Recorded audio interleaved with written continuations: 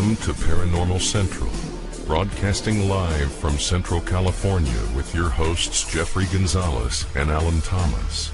Broadcasting video worldwide at ParanormalCentral.net and broadcasting audio on the Dark Matter Network at ArtBell.com. Are you ready to witness something that you cannot explain?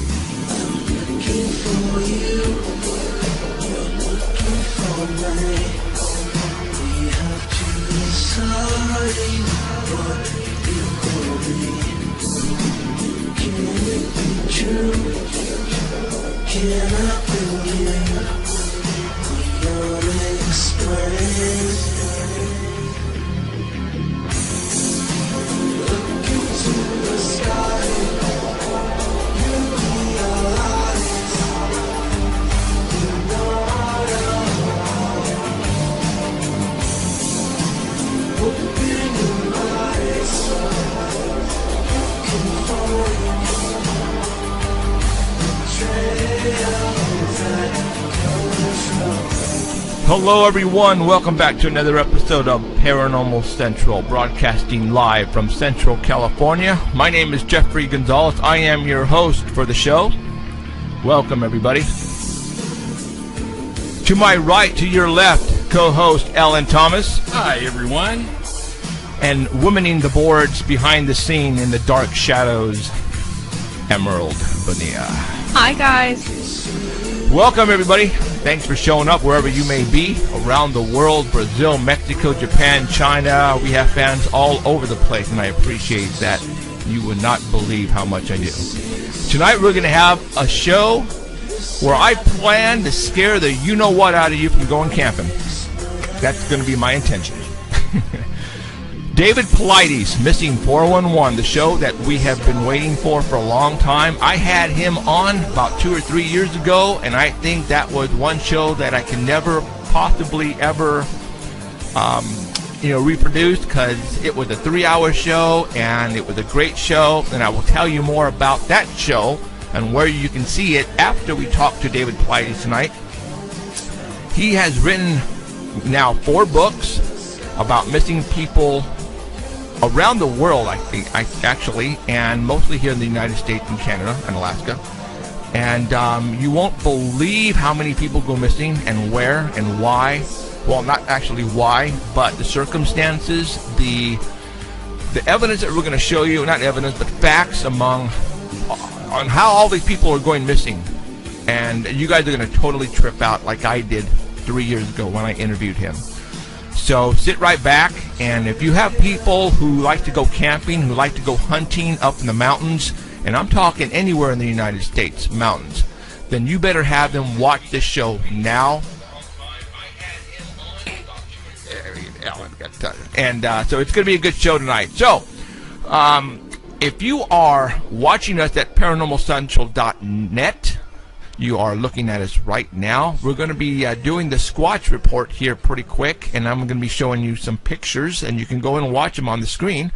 If you are listening to us at Dark Matter Network at the ArtBell.com website, yep, you heard me right, ArtBell.com is carrying our show worldwide on the Dark Matter Network. We have the photos that we're going to be showing you there on the homepage where it says Paranormal Central, so you can go ahead and follow us there if you want, and you won't miss out, I guarantee it. So let's go ahead and pull up the Geekmeister, Mr. Bigfoot Investigator, Know-It-All, Mr. Hairy Monster himself, Danny Valderrama. Hello. Hey, Danny. What's going on, Mr. Danny? How are you guys doing? It's got the long time that we've seen you, right? Yeah, about, 24 hours? 24 hours ago? Yeah. We went to the mountains last night. We went bigfooting. You went again and you didn't take me. It was dead. I don't care. It was dead. Trust me. It was literally cricket. Don't cricket. take me nowhere. No, trust me. It was dead. So, all right, Danny Valderrama is going to be giving us a Squatch report for September the 7th, 2014. And let me get to the screen here and pop on the photographs that he sent me.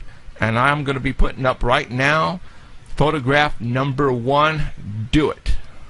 Yeah, the photograph number 1 comes from right here in town, Fresno Yosemite International Airport.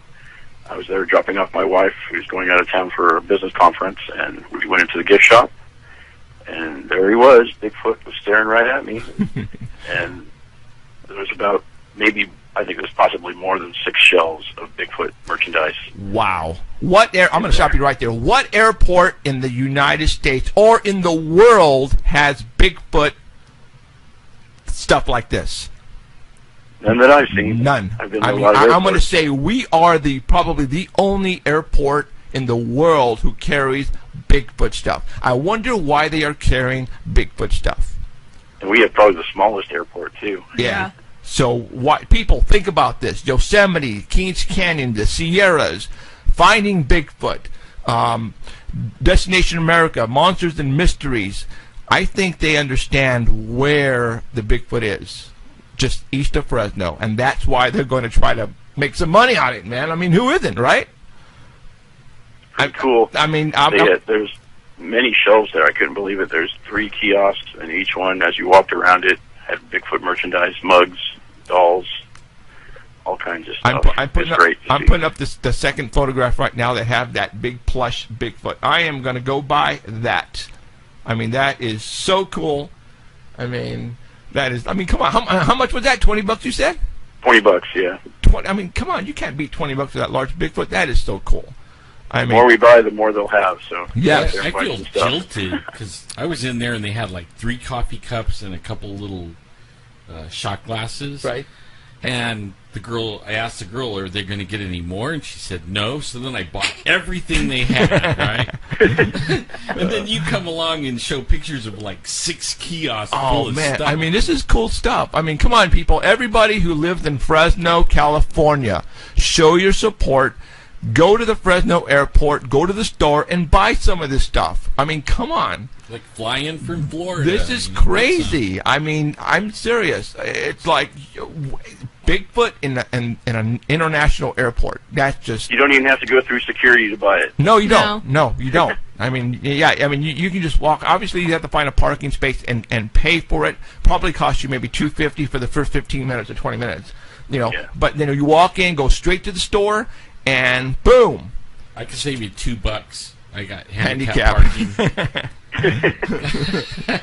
So I am going. And you know what? I work at the airport a lot, and it's just the last time I went, I didn't see this. So this Underground? is yeah, underground. Shh. No, the store, and I didn't see any of this stuff because it wasn't there. But now, I mean, this is really, really cool. So awesome.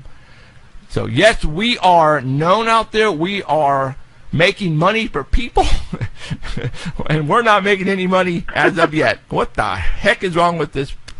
I mean, this scene here. I mean, we got to change that. Oh my God. Okay, now picture number 3. Yeah. Picture number 3. Story number 2 has one picture Okay. from the IFL Science page. Huh? It's dated from September 4th, 2014. Oh wait, I got the soap up. That's not it. No. It's Why you send me the pictures in different? Okay. guys walking in the snow. No. Where's that son of a gun? Are you kidding me? Our Bill got it right. Yeah, our Bell got it right. Keith is better than me. What can I say? You know what? I don't see it here. Doggone it. Okay. Go to Well, our Bell. anyways, these guys Is it have listed? found a way to extract DNA from footprints. So just when we thought we got everything we could out of the footprints, comes word from these scientists in the Arctic and an Arctic expedition that they've isolated polar bear DNA from frozen skin cells left in the tracks in the snow. So they what they did was they collected snow around 10 different paw prints in the snow there, and they melted it down. Wow. They used filters to identify genetic material from cells left in the meltwater. And then from there they amplified the DNA. That's And crazy. then it was the first time they were able to extract DNA from a polar bear footprint. Right. They also found in their DNA from a seal and a seagull. And from there they were able to track the story of the footprints there, because there was a little bit of blood in the polar bear's prints. So it told them that the polar bear had just killed a seal. Wow. And there was a seagull that came by to start picking at the leftovers. So they were able to tell all that from just the tracks in the snow. Track in the snow. Is that incredible or what? Remember, Mickey was telling us that you could just take your breath and go, just. Yeah, the touch and DNA. They could get DNA just from that. That's crazy. Yeah. So these scientists are saying just a single cell would be enough to get molecular markers that will allow them to identify each individual bear. And what they're hoping is that you can get the same thing from muddy footprints. They're going to try it next with try to find some muddy footprints of any type of animal and see if we can get DNA cells out of that. But it's working right now in the snow because DNA breaks down slower in the cold than in tropical weather. Got it. So hopefully that'll work out. Yeah. Wow. That's very cool. So, all right. What is next? Next is the soap. The soap. The soap. All right. Got it. This is a pretty cool item I found. It's from DrSquatch.com. And these guys have been operating since 2012. It's 3 guys, and they're from Friday Harbor, Washington, which is on the San Juan Islands in North Washington. And the Dr. Squatch soap company started with the idea to create a simple, natural, and manly soap. So they believe the Sasquatch is the perfect embodiment of this spirit. So you can smell So like a with that in mind, they skunky. created a soap bar with simple ingredients from Mother Earth. So they go to the store and they read all these ingredients in the soap, and they couldn't pronounce them. So they wanted something that everybody could pronounce. So you're They're gonna homegrown. So you're gonna smell like the forest. Yeah, well, I'll let you know that in a second. Oh, sorry. I'm jumping. They're a homegrown company, and they, just like a Sasquatch, they believe in living free, simple, and natural life. Their soap is made with all natural ingredients that you can pronounce, and they all come together to clean, nourish, and rejuvenate the largest organ in your body, your skin.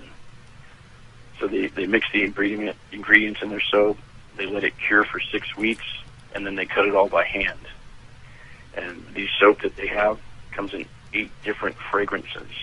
So you can get pine tar, gold moss scrub, cedar citrus, bay rum, spearmint basil scrub, cool fresh aloe, eucalyptus Greek yogurt, or the deep sea goat's milk.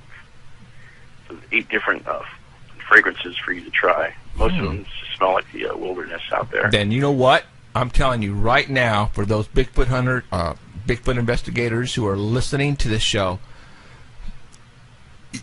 I think a lot of problems people have when they're up looking for Bigfoot is they smell perfumey. They have those colognes on, and Bigfoots, just like any other animal in the wild, have a sense of smell. So if you were to take a shower using the forest smell, you know what I'm saying? I think, Blend right in. you'll blend right in. Absolutely. These bars of soap are $6 a piece. Oh, you might get go to the eaten next though. picture. You walk around with goat milk. Now the goat smell. you don't want to put on when you're looking. You'd turn around and have every cat in the land following you. Be running. Yeah, that's not a good thing. I don't know why you would want to smell like goats. Or There's 4 yogurt. pictures. You know how many bears could smell you from 50 miles smelling like a yogurt? Man. Okay, now we have the deep sea, deep sea goat milk. Dude, you weren't kidding. There it is. Deep sea goat milk. Oh, I thought you were goofing around with it. Dude, that's funny. No, they have hey. 416 reviews, and they're all positive. Everybody loves this stuff. Deep sea. The bars Okay, of soap are $6 a piece. tell me, what does deep sea goat milk smell like? I have no idea. I couldn't tell you that. Perhaps you can find out.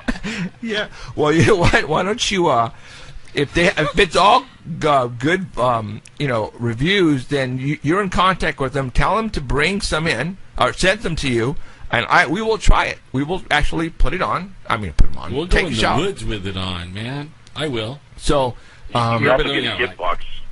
you know what? Well, tell them. I know you communicated with them. Tell them to send you, and if they are listening to us right now, get a hold of Danny Valderrama, send him some gift boxes, a couple of them, Goat milk. and literally, I will take a shower using, just before we go to Bigfoot hunting, investigating, Needs to. I will take a shower like I always do, but I will use the forest smell, the evergreen, whatever that is. Because I'm serious. You don't want to go up there smelling with perfume if you really want to get some action. No, you don't want to do that. Wait, man. When we were kids, we were taught to like rub, like there's these leaves, manzanita and stuff like that. Right. And you grab it and squish it up and then rub it all over you, and it takes your smell away from you. You smell like a forest. Or you can roll around and poop like Yeah. Smeha did. Yeah, he was even eating it. Oh, Like, God. oh man, your breath stinks, right? It's like it's really gonna stink in a minute. Okay. Yeah. And they also have a gift box that has 4 different of the most popular soaps in it, and that's $30. If you go onto their site, it says it's sold out, but they assured me that they do have them back in stock as of this weekend, so you can go ahead and order it. Okay. And if you're still not sure what kind of soap that you want, there is a quiz there that'll ask you about 6 questions. At the end of the quiz, it'll tell you what soap is for you based on your answers. And You know what we got to do? they also have a different is a soapscription. A subscription. I Boom, can't boom, wait. boom. You know what? We need the next time you're in the airport, take a picture of this to have them order some of this and put it with the Okay. Bigfoot stuff. I'm on my way there, actually, in about a half an hour. Oh, there you go. And take print out a couple of pictures or put them on your iPhone and say, hey, that way when Well, people they actually do. If you go onto their site, they actually do. If you they're looking for people to sell their item in their stores. well, there you go. Yeah, so they're actually looking for people to sell it Maybe in we their could sell it stores. on our Right now, website. it's mainly sold online, but they have it at Urban Outfitters, the Space Needle, a place called the Grooming Lounge, and you can contact them if you want. If you own a store and you want to contact them, drsquatch.com. You can get their product in your store too. I really want to see what that deep sea goat milk smelled like. Yeah, so you can the subscription. You can either order 1 bar, 2 bars, or 3 bars, and a month. And it's the 3 bars. You can pay $12 a month. And they send them to you. They send 3 bars a month to you, and you can either choose them or they'll choose them for you. But the pine tar one is selling really good. The pine tar one, I think, is the one that everybody's talking about. And that one I can see actually using before you go up there. It smell like pine cones. Yeah. So Yeah. this is for the Bigfooter. You don't like that? Anybody who has a Bigfooter in their life. Yeah. They No, already smell like the forest, so that might as well make them clean too. absolutely.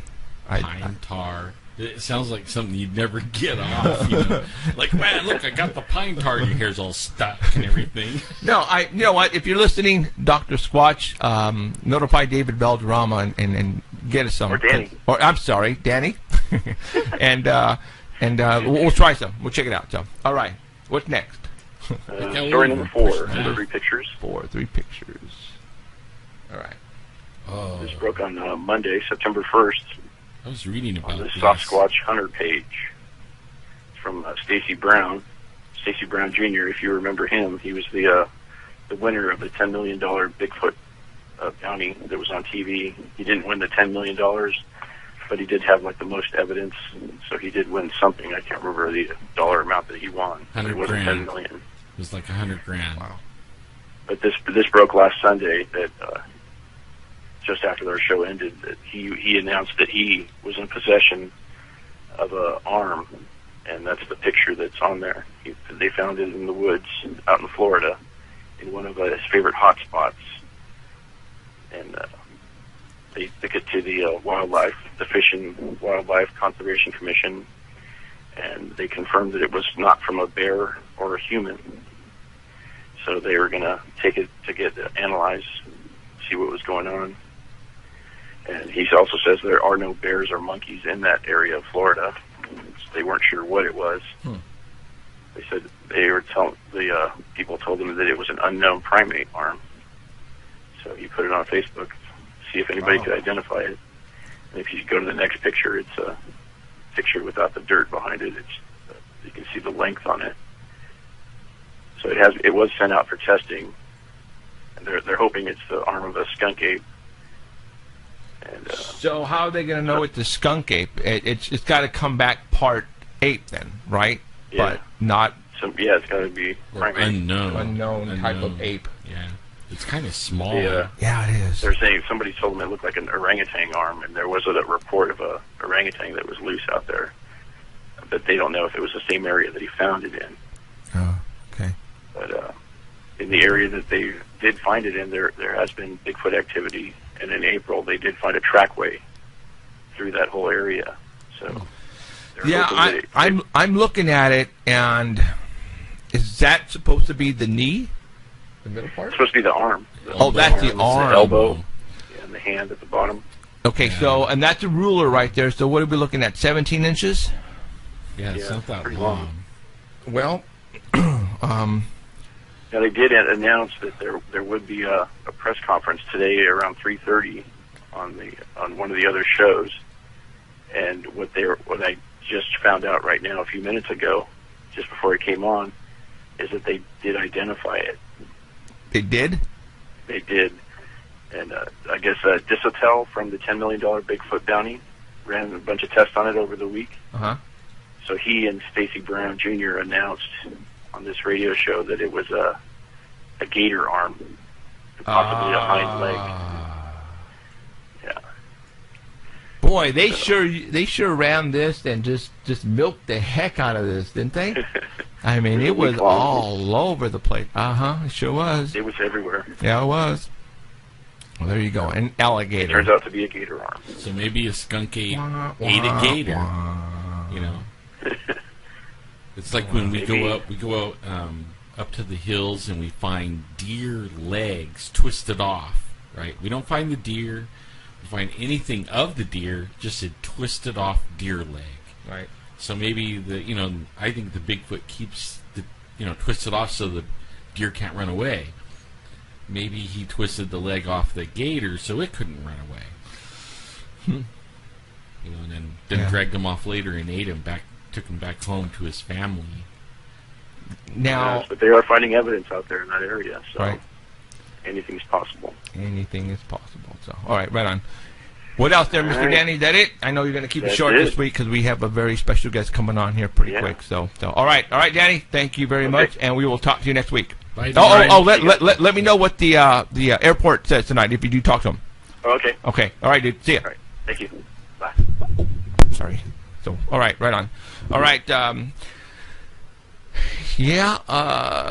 Gator arm. I never thought about. I was thinking maybe a monkey because I know there's supposedly in the swamps out there there's like loose monkeys and stuff like that. So that's what my guess was going to be. But I was thinking it might have been some kind of sloth, because they have those over there too. Okay. So, right on. But wasn't sure. Okay, we are going to be contacting now David Paulides. Here we go, people. You guys ready for this? Are you guys ready? David? This is me. Right on, dude. How's it going? Going great. All Hi, right. David. Woo! We are happy that you are on. We are excited. Yes. And a lot of people have been bugging the crap out of us to get you on for so long, and now we finally... I mean, I was going to have you on again, but then we were going to wait for this last book to come out so that way we can get you on. So man, you are busy, aren't you? Yeah, it's been a busy few years. Wow. You've been scaring a lot of people, dude. Not the intention. No. To educate. Yes, and that's what the whole idea is, because, you're tripping people out. The stuff that you're putting out in these books are pretty much just fact after fact after fact, and you're not making this stuff up, and they're going, what is going on here? And that's what we're going to talk about tonight. This is... When I had you on, 4 years ago, we had a 3-hour long conversation, and we talked about a lot of good stuff. But the stuff now that you have in the last couple of books you're going into great detail, and that's what I want to get into tonight. So Missing 411, The Devil in the Detail. Great I love title. that title. Great title. That's good. All right, let's see. Where do we start? Because I have a lot of questions. All right, tell us about this fourth book that you just put out?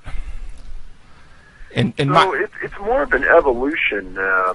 If people haven't heard about it, it started off about 5 years ago when we got some recommendations from some National Park Service rangers that there was a series of disappearances in parks that they had worked at, and at that front end, there had been a lot of publicity, but then after 7 to 10 days, it tapers off quickly, and then you don't hear about the case anymore. Right.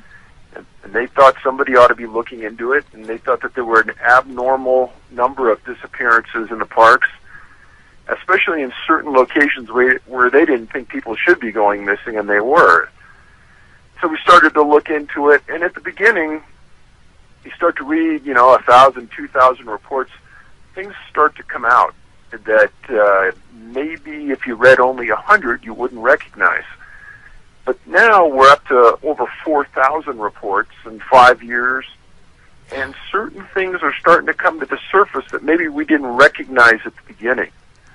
And so during that evolution of writing and researching and everyone in the team helping out and people all over the world reading the books, there's certain things that have come out that we never even thought of looking into. And as an example, a guy in Finland sent us in this giant letter that showed that there was a correlation between the people that we had mentioned in the books and planes that have disappeared in the Bermuda Triangle.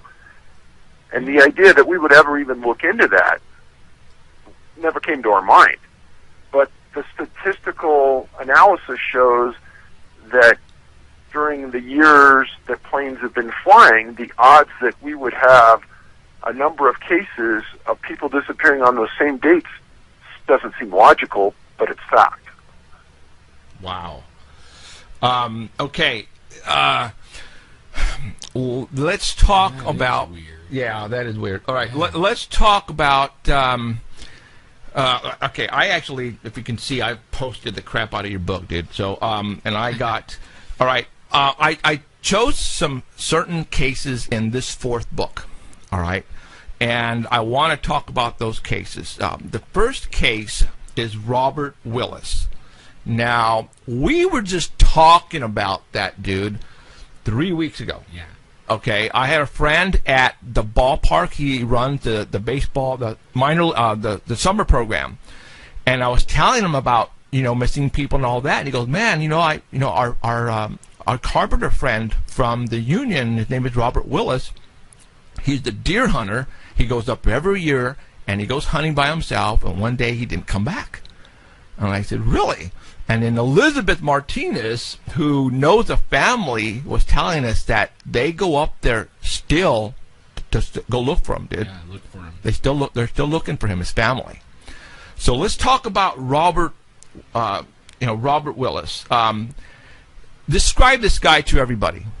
I mean, this guy is a veteran, right? A veteran of what he does. Yeah, no, he's a long-term hunter, outdoorsman, a rugged guy, very secure in himself and going out in the outdoors alone. He went into an area called the Dinky Creek Wilderness, just south of Shaver Lake, an area that he'd gone to many, many times in the past. And he left home on October 30th, 2008. He was supposed to return the next day. And on November 3rd, he was eventually reported missing at about 5:45 a.m. And at that point, it had already started to rain and snow in the area. As soon as there was a break in the weather, the sheriff put up a couple helicopters, dogs, people on horseback went in. And this is in between Yosemite and Sequoia National Park. It's in between two national parks. And it's in an area between these two parks where I've documented many people that have gone missing and have never been found. And he took a rifle and a handgun with him. They found his 2000 Nissan Frontier pickup, and they found most of his supplies in the pickup, indicating that he was coming back to that car. He wasn't going to spend the night out on the middle of nowhere. He was on Forest Service Road 10S31, kind of in an area everyone expected him to be. And what I tell people about this incident and hundreds of others is that this is a prime example why you never go out alone. Oh, David, we I actually yelled at everybody on my audience last week or 2 yeah, weeks it was ago. close. Literally, I Close was last yelling at everybody to knock it off. Don't do it. That's it. Stop going by yourself, hiking or hunting. And well, continue on. I mean, I was ticked, David. I was ticked off. Go ahead. So one of the things that we recommend to people, if you have to go out by yourself, is you carry a firearm and you carry a personal locator transponder. And those two things together, out of 4,000 cases, we've never found a case where people that had both items disappeared. A lot of people with firearms and hunters, a lot of them disappear. There's only been one case where a person was carrying a transponder and disappeared. That person was right on the outskirts of Yosemite. They found him at the bottom of a cliff in a crag, and that's how they located him, because his transponder apparently went off when it hit the rocks. Wow. Now, that case was in the books because it was so odd what happened. I won't go into that, but if you're going to go out alone, carry a gun and carry a transponder. Transponders cost about $200, $300. If you're going to go out a lot in the woods, carry one. What happens is that they send off a signal to a satellite that goes to National Oceanographic and Administration personnel, sends a signal that you're in distress, and they can locate you within 10 to 20 feet from where that transponder is.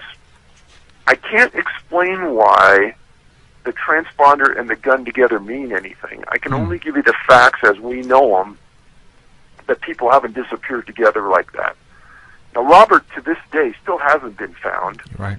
But, I don't want to focus just on his case because there's probably 100 others I've written about that are identical to this, where the guy's never been found, and he was quite adept at the outdoors. Right. Like my teacher, the one in the first book. Yeah. What's his name? James Arthur. James Arthur. He was in the 144th Fighters Squad. Yeah. In military.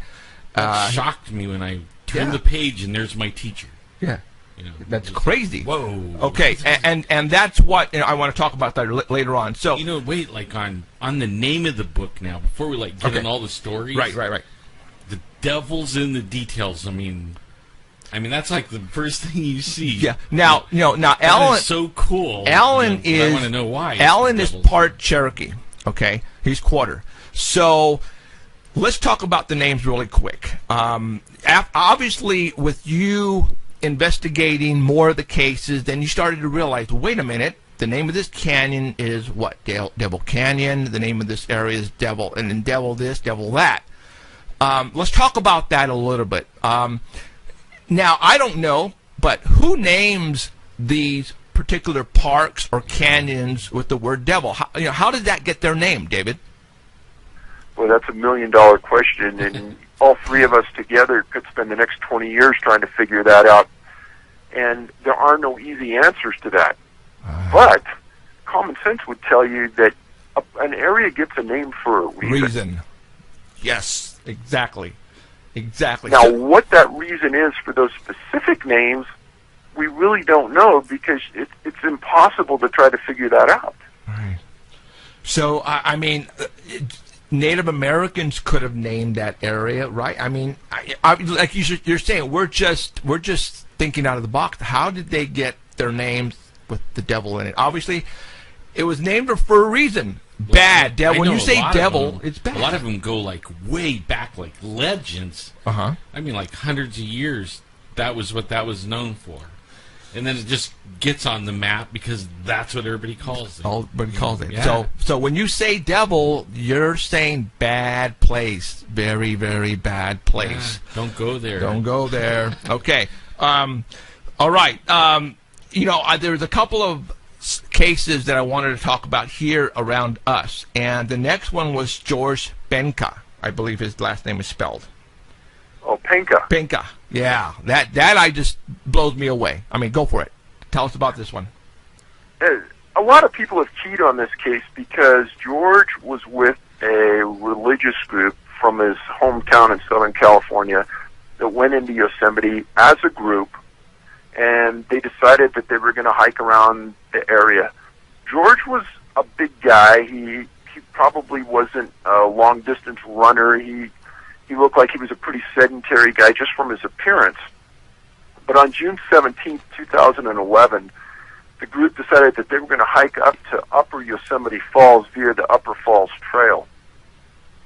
And they made it to the top, and they hung around there for quite a while. And at 2:30, the group decided they were going to head back to the cars from the top of the falls. And George was in the back of the pack as they started to come down the trail. Now, for the people who don't know, this is a big trail. It's very, very heavily used. There's a lot of people on it. And after my last book came out, a guy named Roger Marsh in the Huffington Post wrote an article, and the title of it was called "Don't Be Last in Line." And the title could be "Don't Be Last in Line" and "Don't Be First in Line." Wow. And the reason he wrote that is that there were a series of stories in my book before this, Missing 411, North America and Beyond, where I described the person being last in line would disappear. Wow. And it doesn't make any logical sense per se, but everyone would walk to the bottom of the trail wherever they were, and that person that was last in line, or first in line that took out in front of everybody, they wouldn't be there in many instances. And sometimes they were never found. In Penka's case, we filed the Freedom of Information Act request on Yosemite. And you got to remember that I've probably filed 100 on the National Park Service in 5 years. And as long as I name the person that I'm looking at, the date they went missing, and the location, if it was a missing person, I usually got the case. In this incident, they told me I wouldn't get the case on Penka. Really? And I went back at them and I said, well, is this a criminal case? They said, no. So it's just a missing person case? Yes. And there's no suspects? No. Well, why wouldn't you let me have the case? And they said, you're not going to get it. Now, Yosemite's done this before. And Yosemite, just so people know, it's the largest cluster of missing people anywhere in the world that we've researched. We have 52 clusters of missing people. Yosemite's the largest. And somebody at Yosemite is starting to pay attention because they're stopping and giving us any cooperation at all. And in this incident, when George disappeared, there was a huge search. They never found hide nor hair of George. And obviously the church group was distraught, his family's distraught. Well, where can you go on this big trail? Wow. I mean, think you're taking a little trip, to Yosemite, thinking you're going to come back, and all of a sudden, your daughter or your son is missing, and they don't know what happened to him. Like you said, Yosemite, there are literally thousands of people up there every single day, and especially this particular path. How can somebody simply disappear from the back of the line? I don't know.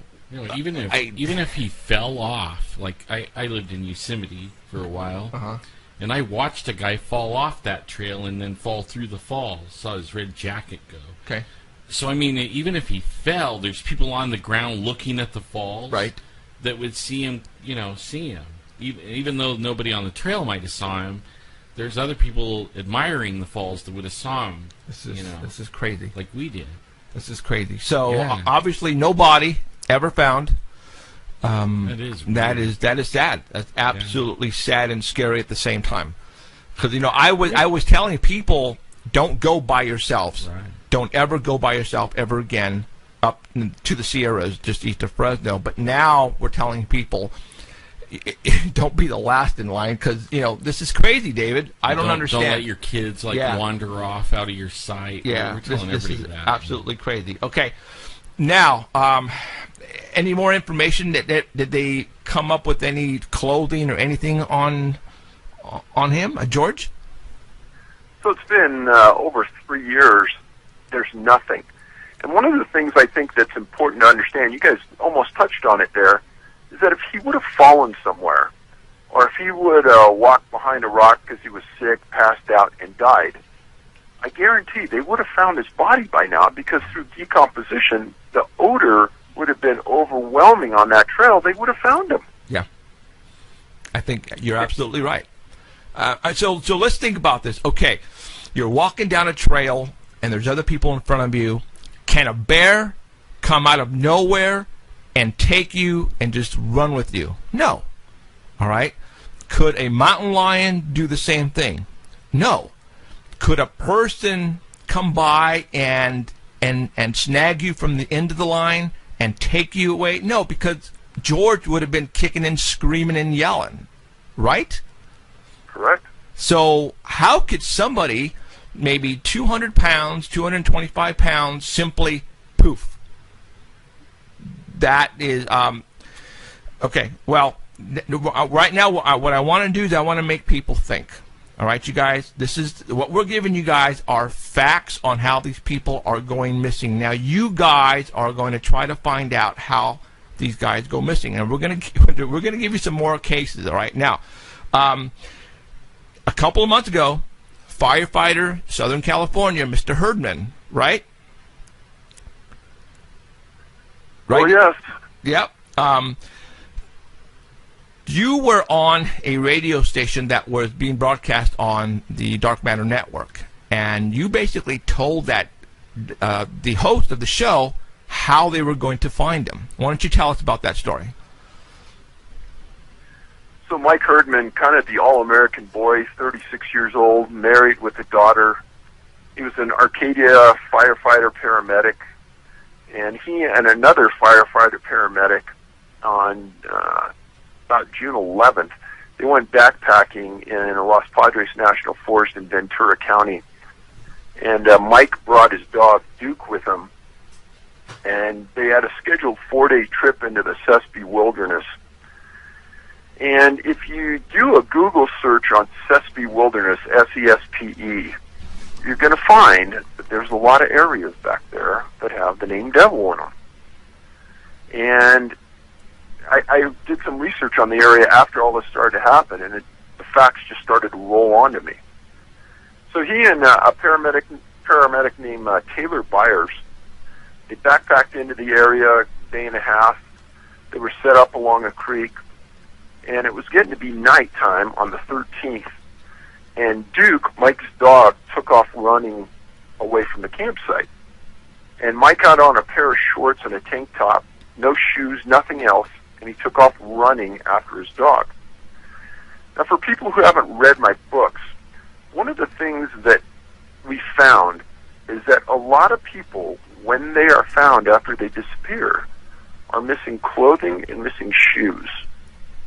And when I heard that he ran off without shoes and he didn't come back right away, we all started to key on this case. Because he was a trained survivalist and an outdoorsman, and he had been to this area many times before. So they started a search for him, and they searched for a week and a half.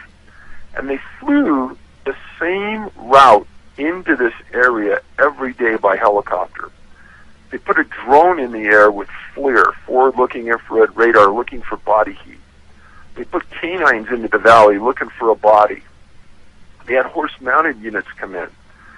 They had almost a dozen different firefighter organizations and search and rescue groups in that region looking for him. And they had made a determination on where was the high probability areas that he would be, and they assumed at the beginning that he had to have been hurt, otherwise he would have responded for their calls of help. And 2 weeks after he disappears, a helicopter, it was on June 27th, disappeared on June 13th, is flying that same route, and they see something at the bottom of a cliff, about a mile from where he disappeared. They put a searcher down onto the location, and they find his body there, dead. Now, on the 26th, I was on a show, and we were going over the same facts I just explained to you. And I said, based on everything that's put forth right here, my guess, educated guess is he's going to be found at the bottom of a cliff. He's going to be deceased. He's going going to be in an area where they probably flew over before, and they didn't see him, or he wasn't there, and they're going to find him, and they're going to determine the cause of death is catastrophic injury at some level. And they did. Yep. So have they come to question you because you know so much about this? Because it's exactly like a lot of these cases that you have in your books. They're finding them at the bottom of a cliff. Sometimes they're covered in bushes, right? Right. And places where they've already checked before many times. And all of a sudden they're coming back and, whoa, there he is. But wait a minute, we've been through here many times. Explain that one to me. Well, that's something you can't overlook. And I have never, ever pointed a finger at search and rescue and said, they're not diligent, they didn't do their job. Exactly the opposite. Because if canines are coming in and they aren't picking up a scent, if drones are flying over and they're not picking up a heat signature, then and they're doing grid searches area by area, you can't tell me that all three of those factors are failing. Right. As many times as we've documented in the books. Maybe once or twice, maybe 3 times. But over 100, 200 times, I don't believe it. Right. So they are literally disappearing and then all of a sudden reappearing. That's paranormal. I mean, I'm just calling right now, that's not normal, man. I mean, we're talking stuff you see on TV, David. All right? That's what we're looking at here. The facts are facts. You can't get around by saying, well, they didn't check that area thoroughly, which is bullcrap. So how do you not? How did the body get there from not being there a couple days ago? I can't believe that they haven't offered him a TV deal. This stuff will make great TV. Man, okay. I mean, every week he could have like 2 or 3 cases. He could go on for like seasons. You know what? I can tell you right now that we're talking government national parks. They're trying to keep this information away from the public. And we'll get into that in a little bit later. So that was a firefighter. And David, that they probably spent no expense looking for him because he was one of their own. So they probably had spent literally hundreds and thousands of dollars worth of bodies and equipment out there trying to find him. Well, and by example, they were still flying a search and rescue mission for him 2 weeks after he disappeared, Wow. which is essentially unheard of. Most searches and rescues go anywhere between 3 and 7 days, and that's it. Well, okay. Well, there you go. I'm not going to tell you how he got there, David, because I don't know, and you probably don't know either. So, all right. Just like the ones that they find way up high in the rocks, it would take a mountain climber to get to. And I marked some of that stuff in the book. Okay, Wow. The next case. Obviously, the ones that we just talked about were all adults. And in your books, David, you basically have a combination of all ages that go missing. And most of them, now this is what I don't know. Are they mostly children or mostly adults that go missing in our national parks? There's a pretty healthy mixture between really, really young and really old. And there's not a lot in that age group between, say, 30 and 45. Okay. Even though I think that would be a lot of the people that are in the parks. Right. But for some reason, that age group doesn't come up much. Really, really young, say under 10 years old and younger, and there's a lot in that 2 to 4-year-old bracket. And then there's a lot, say, 65 and older. Okay. Wow. I'm out of that age group. Thank goodness. All right. The next case that I want to get into a little bit is, and this is the reason why, because she was 30 months old, in the 2 years range, Amber Rose out of Michigan. We'll talk about that one. So this area near Paris, Michigan, Paris and Baldwin, Michigan, I've written about it many times in my books, and for some reason there's a lot of very, very strange activity that goes on there. This family, her name was Amber Rose Smith. She disappeared October 8th, 2013 at 1:30 in the afternoon. 12 miles northwest of Paris is a city called Baldwin. Well, the family lived in Newego County, and I can tell you that this area has a lot of big, thick forests, and some of the stories go all the way back to the 1800s of disappearances. So this isn't a one-time and it's over area. That for some reason, the area around the Great Lakes has a lot of disappearances. Well, Dale Smith was her dad, and he was in the front yard with two family dogs and Amber, and they were kind of doing some work, and she was playing with the dogs. Well, he went in the house just briefly to use the restroom, and he came back in a couple minutes, and Amber, at 30 months old, and her two dogs were gone. Now, for people, again, who have read my books, you'll know this scenario plays out time after time after time. A very, very small child disappears from a yard in a farm or a ranch or in a national forest and is gone quicker than you can believe, and then the parent gets back and starts yelling for the dogs, yelling for the child, and gets no response. Now, another part of this unusual aspect of disappearances that we found is that a lot of the children that we've documented have an unusual disability. And I can't explain it other than she did. She had severe mental and physical disabilities. Well, Dad searched for a while, and then he called for help, and this went on for almost a day. And then the following day, at about 1:40, some searchers were on a road almost 2 miles from her home, and they found her standing in the middle of the road, just staring down the road, not moving. And she had scratches on her body and her face, and she was taken back to her parents. Didn't say much. Now, this is the exact statement the sheriff made. He said, "It's hard to imagine how a 2.5-year-old child can survive that distance through the woods with temperatures that reach down into the 30s through the night." Then he went on to say there's some that aren't convinced that she walked that entire distance. Maybe she was dropped off. Those are things that we might have to determine in the future. Now, you and I and other parents out there know that a 2-3-year-old kid, we know how fragile that is and really how far they can move through the woods alone. And for this sheriff, it's one of those rare times where a law enforcement person came out and said what's obvious to all of us. In your book, on page 362, you have some cases listed here where children, young ones up to about, I guess, 9 or 10 years old, that have gone missing. Either they find their body or find them alive.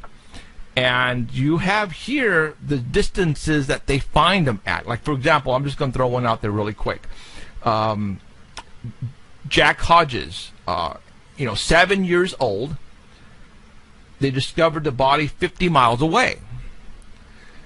I'm looking at this 20 miles, 15 miles, 30 miles, 15 miles, 15 miles.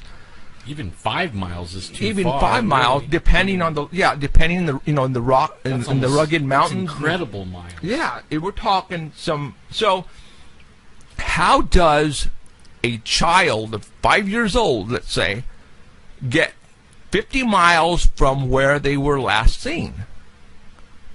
Yeah, that's a good question. So, Jeffrey, I put that in there for the obvious reason to wake people up that, first of all these cases came straight from either articles in newspapers, magazines, or from search and rescue, or from law enforcement. So, and in all of the articles in the books, I write down where the information came from. So if people want to go back and look for themselves, I welcome them to go ahead and do it. Because quite frankly, when we started to put the information together, this is so far outside the realm of normal search and rescue, nobody wants to acknowledge it. Right. In fact, And- it's always outside of the range of the search. I mean, almost Exactly. every one of them. What is the farthest that they will search a lost person for, David? So there's parameters based on the topography, the weather, the age, the health. Well, let's just say a 2-year-old child, they're not going to search more than 2 miles away from where the person was last seen. That's going to be it. Right. Yeah. Right. And, you know, these have come about through other people studying the phenomena and coming up with the averages. Now, obviously, these are so far outside the bounds of averages. Like I said a few minutes ago, nobody wants to acknowledge it. Now, 2 years ago, I gave a talk in front of the largest search and rescue organization in the world. It's called NASAR. And at the end of that talk, an Alaska State Trooper stood up, being very brave, and said, Dave, you're saying what most veterans in here already know, that this stuff is happening, we don't know how, and nobody wants to acknowledge it. And in that talk, I just laid out facts, like the pages you just talked about, because I think they speak volumes about what's rational. If you have a child, you know your child's not going to be found 2 days later, 10 miles away when they're 3 years old. Right. So, but search and rescue people, 98% of them are volunteers. Yeah, And God bless them, because if they weren't volunteering, law enforcement can't afford to put a deputy out there looking through the woods at $30 to $50 an hour. And so when these search and rescue people, the volunteers, go out and look, they're thinking one thing: let's find them, let's save them, let's get them back, and let's go home. They're not thinking unusual because they've never been trained in the unusual. And search and rescue groups led by law enforcement, they really don't even want to talk about what I'm talking about to you right now. Why is that? I mean, is it because they've been told not to, or it's just so just ridiculously just crazy that I don't, I just doesn't, it blows me away. I was doing a talk in Sanger at the Rotary Club, okay, and because we were on a TV show, and I mentioned about missing people, and it so happens the fire chief was in the audience on one of the tables, and I was telling him about why does the Sierras, Yosemite, why do we have so many missing hikers and missing campers? Because we see that on the news down here constantly. And I was looking at him when I was saying this, and he was looking at me, smiling, and he was nodding at me, going, and he was acknowledging exactly what I was doing, was saying. And he was probably tripping out, because he probably had that in the back of his mind. Why isn't anybody else catching this? Well, obviously you are catching this, and I'm looking. Jeffrey, you're bringing up a good point, and it goes to something that we started a couple weeks ago with another a lady, a reader of mine. And if I could just plug a petition that's going out. Oh yeah. So if you go to our website, the canammissing.com, you're going to see a header on one of the links that says petition. I want everyone to go in there and read that. And you just brought up the optimum point. Is why don't people know about all these missing people that are out there? And the reason being is there's no way for you to really know unless you read the books. Because the National Park Service, the U.S. Forest Service, and the Department of the Interior will not put on any of their websites any information about missing people other than during that first 7 to 10 day cycle that the people go missing. After that, many times they fall into this category, missing, presumed dead. They don't go on a database, and they're wiped off the list forever to be known. That's true. So what this petition is asking is for legislation to come about that requires them to maintain an online database of missing people, their location, and identifying information. And this isn't as much for us to know, even though we need to know. It's there are rooms in the coroner's offices, rural coroner's offices across the United States that are filled, and I'm talking filled with bones of people they cannot identify. Oregon ran an article, and it's on our website under current events, if you can look through it, that talks about certain counties having these rooms filled with bones that they can't identify because there's no way for them to ID who's missing where. Ah. And the National Park Service has done everything in their power to keep us from trying to find out who's missing where, when, and how. And so a reader contacted me. We worked on this together, and we started this petition. And we're trying to get 10,000 signatures, and then we're going to go to a senator, and we're going to try to get them to sponsor legislation to get this pushed through. And again, it's nothing that any medium-sized to large law enforcement agency doesn't keep on their website right now. Okay. I already signed it. I want everybody. We're going to give the website out. It's called the petitionsite.com, right? Yes. Yeah, but you have to go to the right one. But go to your website. Say that again. Your website, Can-Am? CanAmMissing.com, like Canadian American, CanAmMissing.com. Okay. Just look for the header that says petition. Click on the petition. It'll take you to the site. You can read it, and then I'd be blessed if everybody would sign it. Absolutely. All of you right now who are watching us and listening to us at rval.com, if you can do that right now, do it. If not, do it after the interview, after the show tonight.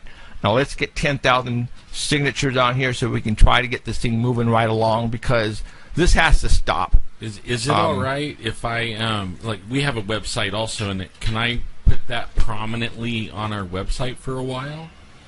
Well, that'd be great. I'll do that, Okay. and even on when I put the archive up, I'll put the a little saying go to it. Big time. Okay. Yeah. Now, one more case that I wanted to talk about before we really get into some other stuff. The different types of people that go missing. You're talking young, you're talking old, you're talking a lot too that have disabilities, and you also have some that are very, very smart people that are going missing. Like, for example, Cross, Mr. Cross. Well, how do you pronounce his first name? Alive? I don't know. I'm not sure. Alioth? Alioth. Alioth. There you go. From Lake Arrowhead, he went missing. Now, he was a professor, right? Correct. Okay. Now, we're talking, when we're not people, we're not saying, all these people, partiers, teenagers that are going up, they'll go partying and they get lost, and we're talking people that have smarts. We're talking credible people who work in law enforcement, who are military, who are professors. They're going missing. Now, you would think that somebody with intelligence would know how to get out of trouble, who know not to get into trouble. And this one caught my attention because, he was an older gentleman, but still, he's a professor. You would think he'd know how to take care of himself. He was up in the mountains. Now, talk about this one. So in my latest book, one of the categories that I came out with was scholars or academic types. And it's something that can't be ignored. I talk about 4 physicists that have disappeared in the recent past in rural areas, mountains, national parks. Crost is number 5 now. 62 years old. He's from Germany. He's a professor at Van Gurke University in Magdeburg, Germany. And he was attending a conference at Lake Arrowhead Conference Center. And he's a hiker and a hunter in Germany, so he regularly went to the outdoors. The man was in phenomenal shape. And he was on a hike with 20 others on Pinnacle Trail. And what the resort did is they put a guide in the front and a guide in the back of the group. And they were hiking this trail. Well, towards the end of the hike, Cross got tired. And he turned to take a break, and he realized that the guide at the back seemed to be getting sick. And so they sat together and as everyone else walked off. And they sat there for about 10 or 15 minutes. Cross said he was ready to go again. And the back guide said, hey, I still don't feel good. You know, you go ahead and go. So now Cross is last in line, and he takes off. He's never seen again. And if people look at this area around Lake Arrowhead, a lot of big boulders, but not a lot of ground coverage. And they searched for this man for over a week, and they found nothing. He was wearing a blue button-down shirt, a black lanyard with the convention insignia around his neck, blue pants, and he had a bottle of water. Right after he disappeared, the weather changed, and winds up to 60 miles per hour grounded helicopters. But they brought in bloodhounds, ATVs. After the wind stopped, they brought in helicopters with FLIRs, and they found nothing. Now, 40 miles northwest of this location is a place called the Devil's Punch Bowl, where June 11th in 98, an L.A. County sheriff named Jonathan Auge went out for an afternoon run, disappeared, and he was never found. And L.A. sheriffs threw everything at that, and they could not find him. And he's still never been found. So I don't know what to think about Cross, because he's in one of those areas where I don't think he should have disappeared, but he did. And the thing that I keyed on right away is that he was a physicist. Right. And he's the fifth now to disappear. That's something you might want to talk about. Like, I mean, I know we talked about it last time, but it's like a major theme is the storm. Right. It's like every. Right. I mean, that to me, that's major. Now, thing. again, I'm talking paranormal, all right? Yeah. Because this is not normal. Okay, all of a sudden, a particular person goes missing, and then the search party comes in, and all of a sudden, a major storm comes out of nowhere and prevents them to go look. Is that right? That happens a large percentage of the time. Yeah, and that to me, that is the most strangest thing. Almost like whoever or whatever it is knows that. Wow. You know, like this is like the most opportunistic time to take somebody. We One of the things no. One of the things I talk about in the book is that we, as a society, have the ability at certain levels to control weather. And so it's not that far out of the realm of normal to think that the weather could be changed when we wanted it to be changed. So keep that paradigm when you start reading about these things, because I don't know if it's, I know it's too far outside the bounds to be Right. coincidence. Well, okay, so are you telling me then that somebody or well, it has to be somebody is preventing our people to go look for certain people when they're lost? Well, I've been writing the book about HARP, Right?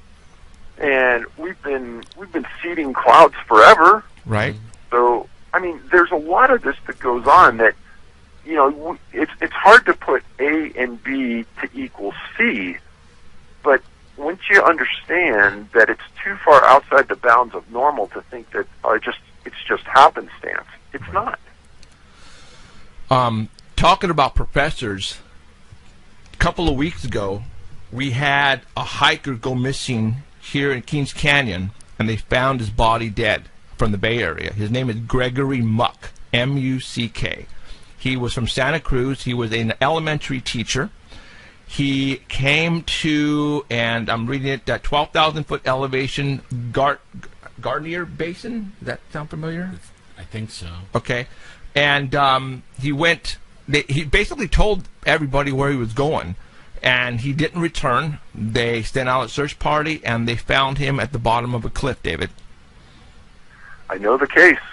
Okay. And it's hard to ignore those things. On interviews I've been on over the years, I tell people that in the days when I went out alone, I would be exceptionally careful around cliffs, on trails, etc., Right. because I knew that if I got hurt, there wasn't going to be a lot of help for a long time. And if I fell, there's a good chance people wouldn't find me. So I don't think that these people that are going out there are any different than me. I think that they're very careful when they go out alone. Right. If you look at the number of cases where people disappear and they're found at the bottom of a cliff, if you just start to pay attention to those, the numbers are going to astound you. Yes. Yes, they are. I mean, what I'm getting from the law enforcement is they are, I have not heard to this day of them coming back and said this hiker it looked like he got attacked by a mountain lion or a bear, and that's how he died. I have not heard that at all. All of the bodies that have been found had been found, they fell off a cliff, David. So about 4 or 5 months ago, we started to do some videos on some cases to give them better clarity so you could understand the ramifications, the locations, etc. of these people that have disappeared. And if you go to our website and you look under the YouTube, there are these videos listed. And one of them involved a guy, a physician that disappeared this year named James McGrogan. He's from Indiana. And I just want you to go and watch the video and see the trip that some people allege this man made and where he was found at the bottom of this cliff. And then understand that he had GPS, understand he had a cell phone that worked, and he had connection, and a city was within sight of where he disappeared. All these things come together, and you start to say, this doesn't make any sense. Well, no, it doesn't make any sense. And he's an ER physician, so he's used to making rational, quick decisions. That's what he's paid to do. And you're going to tell me that this guy traveled cross-country in the middle of winter, 4.5, 5 miles to his demise? No, I don't think so. And all of these things start to come together. The more you read, the more you can see the facts don't make sense. Right. You've changed. Like, I grew up in the mountains, and in fact, around Yosemite, and I have the teacher James Arthur disappear. But my whole life changed. I saw a Bigfoot once up there. And then that changed everything. I didn't go by myself anymore. In fact, I didn't go for 6 years camping. But only then, after seeing your books, I don't go alone. I don't go. I mean, it totally changed everything. And I used to go for 2 weeks at a time, all by myself, hunting, camping, and really never even gave it a thought. But not anymore. You know, the people that are going missing, the government, or our government, does not want to tell us about the people going missing. And you have a spot here in your book where I marked, and I noticed that, you know, here in Fresno, we see busloads, and literally busloads of tourists coming from San Francisco. And this is from Japan, China, Russia, Germany. They literally, down Kings Canyon 180, you see busloads of these tourists. And what brings the tourist up to the mountains is obviously, our redwoods, Yosemite, and they bring money, David. They bring a lot of money. And I've noticed in your book, and I have a feeling that's one of the main reasons why our government does not want us to figure out about this, because there's revenue here. Right? Well, I think that there is no doubt. I mean, there's a study that was done on Great Smoky Mountain National Park. It brings in essence, almost $800 million a year to the surrounding communities. Wow. Yeah, who would want that cut off? Yeah, and I noticed. Well, I know Yosemite makes big bucks. Yeah, you've got Yosemite here marked at $350 million. Yeah. That's a lot of freaking money. But obviously, that's not one of the main reasons why. They're. I don't know. I think a lot about your cases and how they find the bodies and where they find the bodies, and I never hear in what condition the body was found in. Or if what it may have happened to it. You Right. never hear the It's just- conclusion. It's always, he fell off a cliff, and that's how they found the body.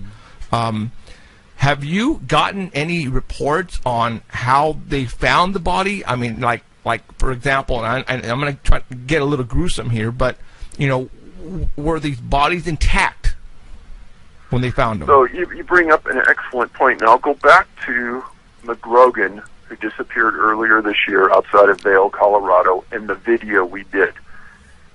So when somebody finds the body, sometimes it's not law enforcement that even extracts the body. Sometimes it's, in this incident, it was Vail Mountain Rescue, a group of volunteers that found it and pulled it out. And the press puts in bare bones facts.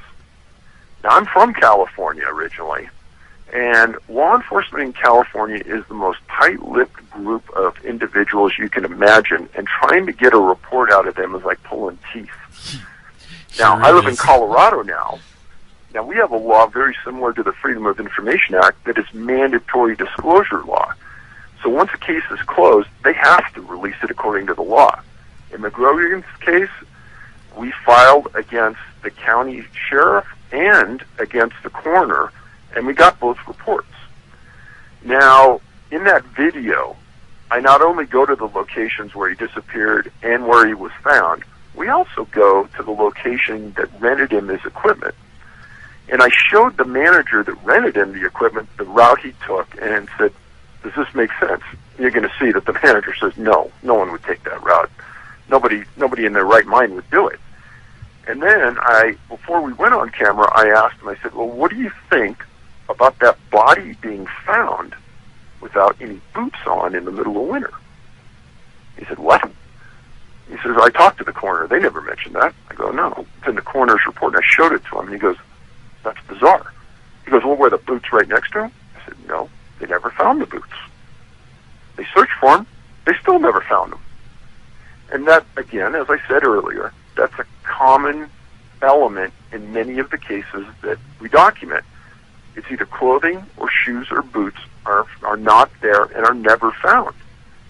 And you explain to me in the middle of winter how this guy made it over, 4.5 miles through the backcountry, 20 to 30-foot drifts of snow with no boots. Right. I've read the first 2 books where you listed some cases where there was a situation where they found some bones and clothing removed and sometimes actually folded nicely. Correct. Next to the body. I mean, dude. That rules out an animal right away. Yeah. I mean, what? There's a case out of Crater Lake National Park where a 19-year-old disappeared in the middle of winter, and 20 to 30-foot drifts of snow, et cetera, et cetera. And a couple years later, some people are 12 miles into the backcountry in a box canyon, and they find this unusual kind of occurrence where they think they see some clothes and things, and they back out, and they send 2 law enforcement rangers on horseback into the backcountry. And when we filed against the Park Service for information about this, they said they didn't have the report. They threw it away. Mm-hmm. Well, luckily, one of those rangers was still alive, and I went up and interviewed him. And his name was Marion, and he said, Dave, that was the most unusual thing I've ever seen in my life. Because my partner and I rode in, and we stepped over this large log. And he goes, imagine if you were standing up, and you unbuckled your Levi's, unbuckled the belt, dropped the zipper, and dropped your pants down to your ankles. He goes, that's what we're looking at on the other side of this log, with socks at the bottom of these Levi's, with little bones in the socks, and a broken tibia in the right leg of the pants, but no other bones. And he said, I've done hundreds of these backcountry recoveries of bodies, and I've never not found boots. He goes, there were no boots there. He goes, there was no coat, there was no shirt, there was no camera, there was no sheath of the knife he had. And he goes, but the better question is, how did he get 12 miles into the backcountry with no skis, no snowshoes, and no winter equipment to get there? Yeah, it broke because the we bone. were so disturbed by it, we backed out and called for an FBI evidence response team from Portland to come down and work the scene. Wow. I've noticed here that people who are listening and watching right now, this has been going on for a long time. Long time. As a matter of fact, David lists has dates here, and the earliest you have is 1826. So, this has been going on more than a century. And who knows how long before that. Right. You know? That's how they got the devil names. Yeah, it's eating me alive that, how did they get I'm thinking Native Americans. That's where I'm thinking. Yeah, I mean, it could be miners. But I mean, people started naming these names because usually it's bad. Right. It really is. It usually is bad. Yeah. But I don't know how long it goes. Just to let everybody know, after we talk to David tonight, we're going to be giving away 2 of his books. All right? I'm going to give you the number right now, but we're not going to do it right now. 559-287-8367. 559-287-8367. Yeah, don't call. Don't call now. Be beeping and, yeah, and don't call. We'll let you know. Now, David, I went to Amazon and pulled up your books on there. What the hell is that all about? Okay, I'm going to put up a picture. I took a snapshot, and I am going to put up a picture right now and show everybody. I couldn't believe it either. Okay, they don't want you to talk about this. Yeah, go ahead. Talk about these prices on Amazon. Obviously, you're not doing this, right? No, we don't sell on Amazon. We have our own website. We have good penetration on the web. If you Google Missing 411, the name of the 4 books, our site comes up number 1. Right. In fact, I'll have that site.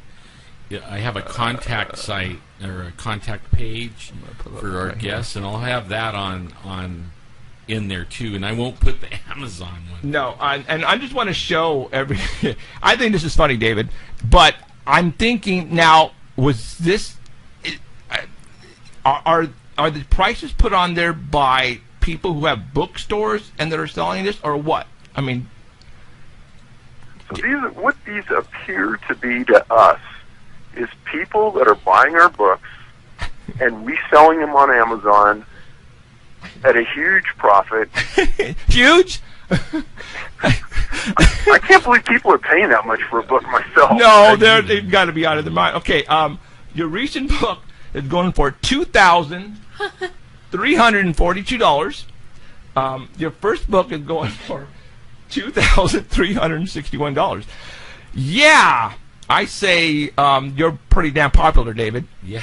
Or somebody does not like you and does not want people to buy these books. Because if people are not familiar with shows like this, they're not going to know about your websites.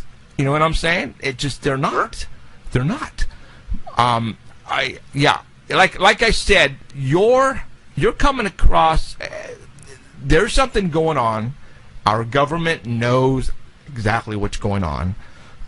And they want to keep this hush-hush. Obviously, you've been getting grief since you first started finding out or trying to get information from the government. They don't want to give you case files. They're making you pay or want you to pay millions of dollars, right? Correct. Man, that blew me away. Yeah, the millions of dollars just for a little report. Yeah. You know they're hiding something when that happens. Now, the last time we've talked to you, has anybody from forestry or government pull you aside and give you some information that obviously you haven't told us about, or something? Put in the book. Yeah. So a friend of mine and I were at a national park. Maybe so. I think it was last summer. And we step into one of these little satellite offices, and there's 3 older gentlemen standing around a table talking to one ranger. And I happened to just be nosy, but they saw me standing there listening, and they were talking about some fascinating stuff, and you could tell that these 3 older guys really knew what they were talking about. And one of them gets up and he goes to the parking lot, and he kind of appeared to be leaving, so I followed him out, and I introduced myself, and I said, hey, if you have a minute, I'd love to talk to you. You seem to have a lot of information.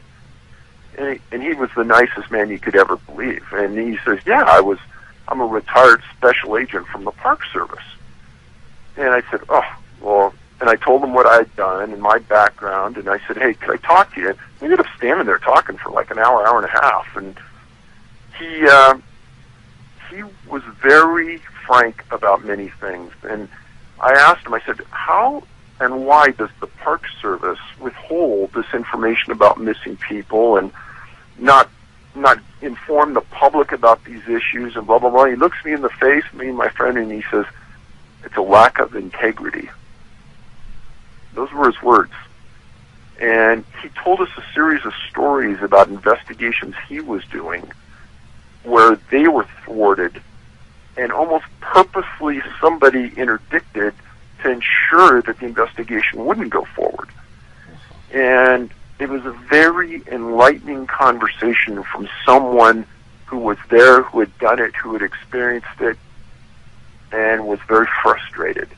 And so people know, the National Park Service has a large law enforcement contingent that are law enforcement police officers and marked cars that have gone to some of the best law enforcement training in the world through the Federal Law Enforcement Training Center.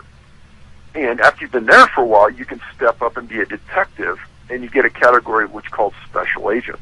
And they're the ones that do the bigger investigations into the park. Now, if it's a real serious investigation, you turn it over to the FBI. But normally, it's a special agent of the National Park Service that does these investigations. And our conversation with this man was very enlightening. Yeah, well, they're federal agents. That's pretty cool. I mean, so that like the guy I would have been blaming would have been him, but then you find out it's not him; it's somebody higher up than that, even. You know, one thing I tell everybody hands, is that when you go into a park and you look at the rangers in the park, those people are here for us. They're great people. They're doing a job that is a great service to everybody who visits. They're looking out for our well-being. These are not the people that are making policy inside the Park Service. And I seriously doubt if those people know anything about what we're talking about. It's the people my guess is it's the top 3 or 4 people in the Park Service that really know what we're talking about right here. We are you familiar with the forestry department is trying to close up some land at higher elevations above, 5,500 feet? Something like that. And millions of acres east of Fresno. They say because of a certain toad or frog, and basically they want it fenced it off, and they want to keep people away from the upper elevations. And it is weird that, because we attended one of those meetings, and everybody was just tripping out, like, why are you guys doing this? And we were not getting an answer from them. I mean, obviously they were saying, well, there are a couple of animals, the toad and a lizard or something that it might go extinct or whatever, so we have to basically keep people out of this area. And a lot of the area that they want to block is pretty much where all these people are going missing. Yeah. Okay? And that's why we showed up. And it just, I don't know if there is a correlation that, the reason that they're trying, I don't know. Have you heard anything more about the shutting down of the government land? Well, actually, it's public land, and that's why people are ticked off. Every once in a while, somebody will send me in from some part of the country something really similar to what you're saying. And what they're looking for is some logic to understand the decision. And usually it's people like you who understand the system and are trying to get a complete understanding of the rationale behind the closure. And more times than not, people can't find an understanding that makes sense. That's 100. You hit it right on the head. I mean, and everybody in the room was getting frustrated, and the ones running the meeting were just like smug. Yeah, they tried to answer. They were beating around the bush. Yeah. And it was just crazy. So, all right. What is next on your agenda, David? Well, I could say so far this year there's been a bumper number of people who have disappeared that fit the profile of what we're researching. Yep. And it has. It really has. Really. And that's very disturbing, because last year was another one of those years that if you look back in the previous 30, there were more than ever. And I don't think it's our awareness of the topic. I actually believe that there's something unusual going on, which is even more bothersome. So, I mean, in the last year, I've had 3 families of victims that have contacted me. One, a girl that's a physician, and a guy that was an attaché out of British Columbia for the government that disappeared on a hike. Her mom contacted me. A wife of a man who disappeared in British Columbia contacted me.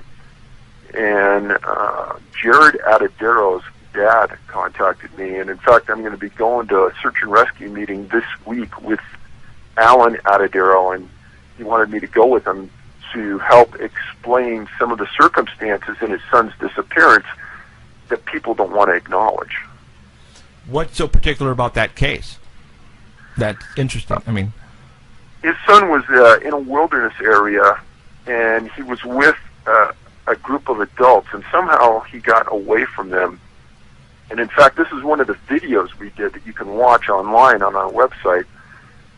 And he disappeared. They searched for him, and 4 years later, they found his shoes and a sweatshirt and a pair of pants inside out, 550 feet above the trail that he was on. He was 3 years old. And we made the hike up to the location where they found his remains, and they only found a tooth on the top of his cranium. And I can tell you that was one of the hardest hikes I've ever made in my life. We were on all fours going up this steep embankment. And Alan had explained to me beforehand that his son never liked to tie his shoes. And he couldn't understand how his shoes ended up 550 feet up this embankment. And originally, the sheriff in the county said, well, he must have been taken by a bear or a mountain lion. Well, Alan showed the clothing to some mountain lion experts, and 3 of them said, no, he wasn't taken by a mountain lion, based just on such little damage done to the sweatshirt he was wearing. It doesn't make sense. And then everyone questioned why his pants would be inside out. And therein lies another issue on many of these missing persons cases, is that when they're found, their pants are inside out. Think about that. Weird. That's one of the things that boggles the mind. Yeah, Jared's shoes looked to be in immaculate condition for supposedly being in the winter for 4 years. The colors were vibrant. really? Yeah, and you watch this video and you can see the shoes. It's going to be puzzling to everybody that they were out for 4 years.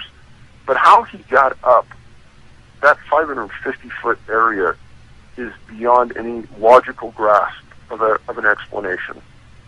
I have no idea, because I did all I could, and I'm in phenomenal shape to get up the side of that mountain. And how old was this person? 3 years old. 3 years old. No way. Okay. And that's what we're trying to tell people. Tell people. In fact, that's something you might do is that we haven't done yet so far is list the things, like we did the storm and stuff like that, but only like tie them all, the things that the criteria that makes it into the book. You know what I mean, or into makes it one of these kinds of cases.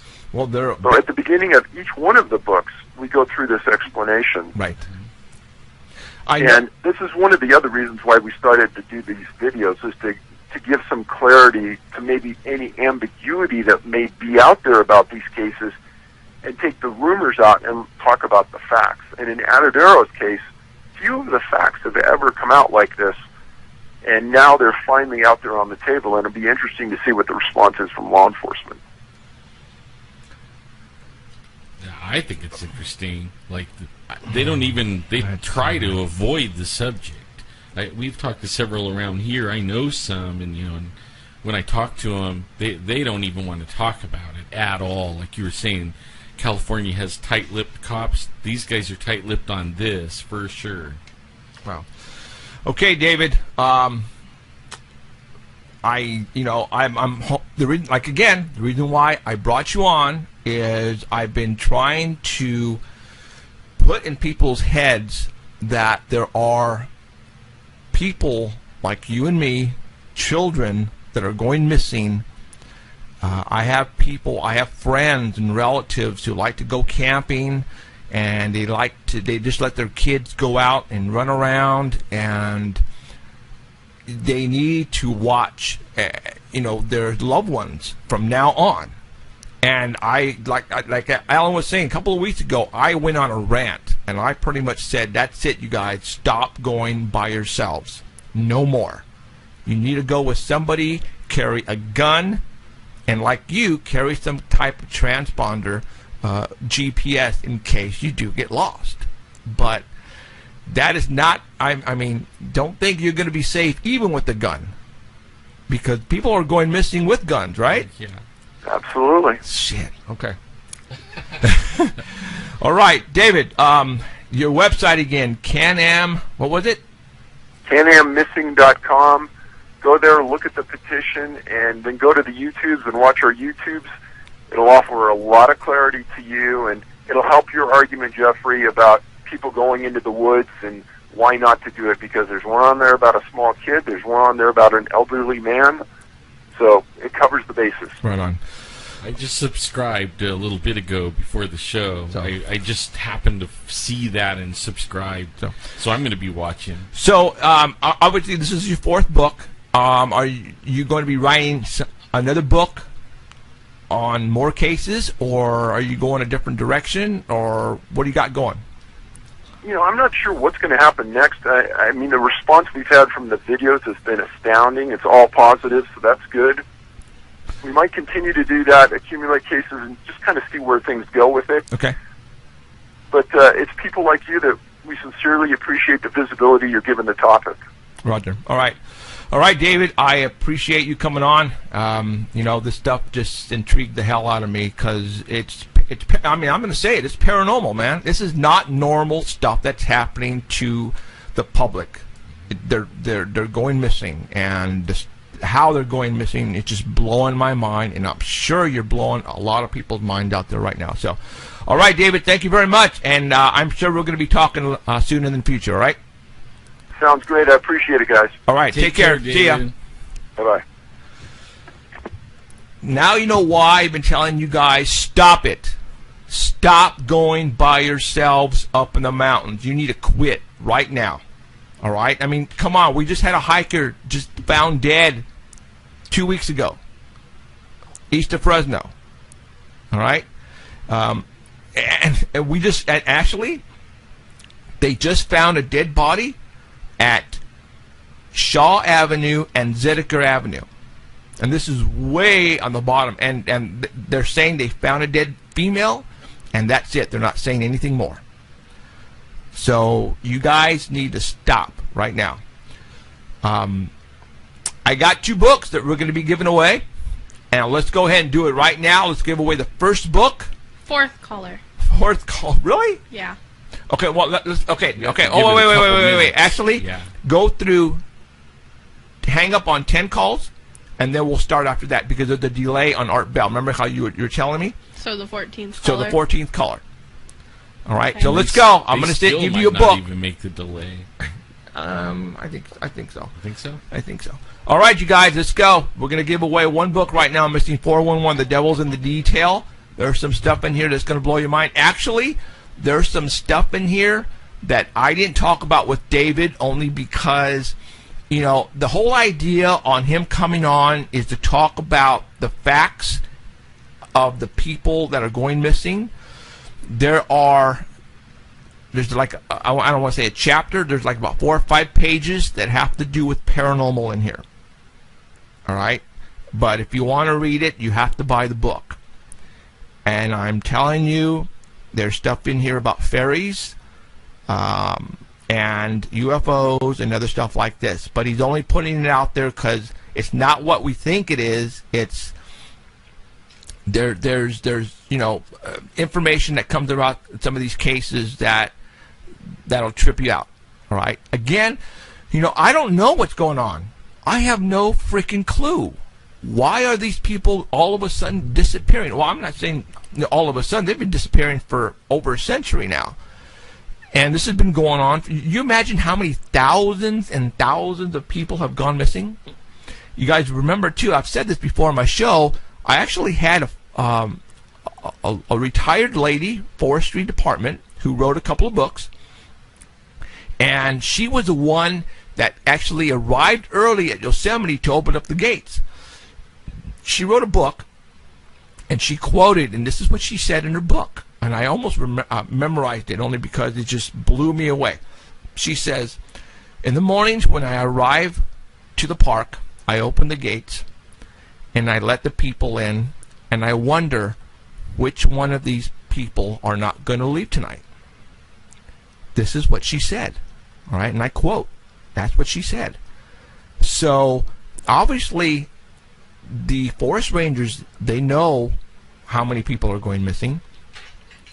All of the fire department and people up and down the valley and the foothills know exactly what's going on, because when I was, giving a talk at the Rotary in Sanger, and, I saw the fire chief of Sanger pretty much nodding. He says, dude, yeah, you're right. All right, so.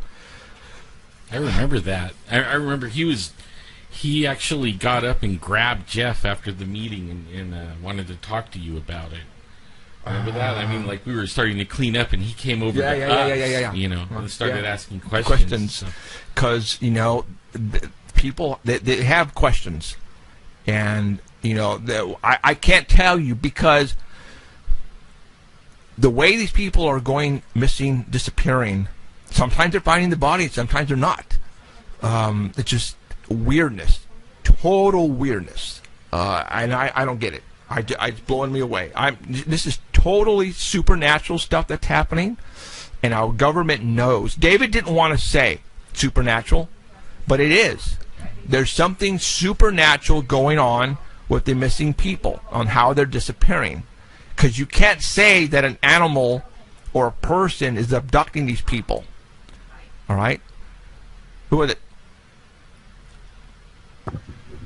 First name was Debbie. Debbie? Hey, Debbie, Debbie, congratulations. And she's waiting for her book that she won 3 months ago, Jeff. Okay, well, good. I'll send it with her on this one. Not Yeah, 3 if months you ago. It send wasn't 3 months ago. It was a while. Okay, I'll send it on both of them. That's cool. Okay, cool. All right. He'll save on postage. Exactly. So, all right. And I got these books I got to send. I know. I'm just been swamped. Okay. All right. God, what else was I going to talk about? I love the devil in the details part. I mean, that pretty much just tells it all. So for all those who are going to go camping in the near future, if where you're going says the devil, don't do it.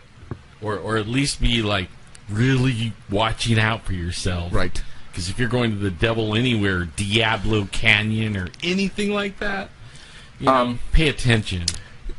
And again, we just talked about this before I brought David on. Or actually, when we had David on. I interviewed David about 3 years ago when he put out his first book. He has a series of 4 books out now. Okay. I was the only one at that particular time to get him on for 3 hours straight. Yeah. I did a 3-hour show with David. In fact, that record just got broke only like 2 months ago. Well, you got to think about commercial times too. No, we don't have any. So no, you broke the record still. I think still, because those radio stations that it was. We won't name them. No, we won't.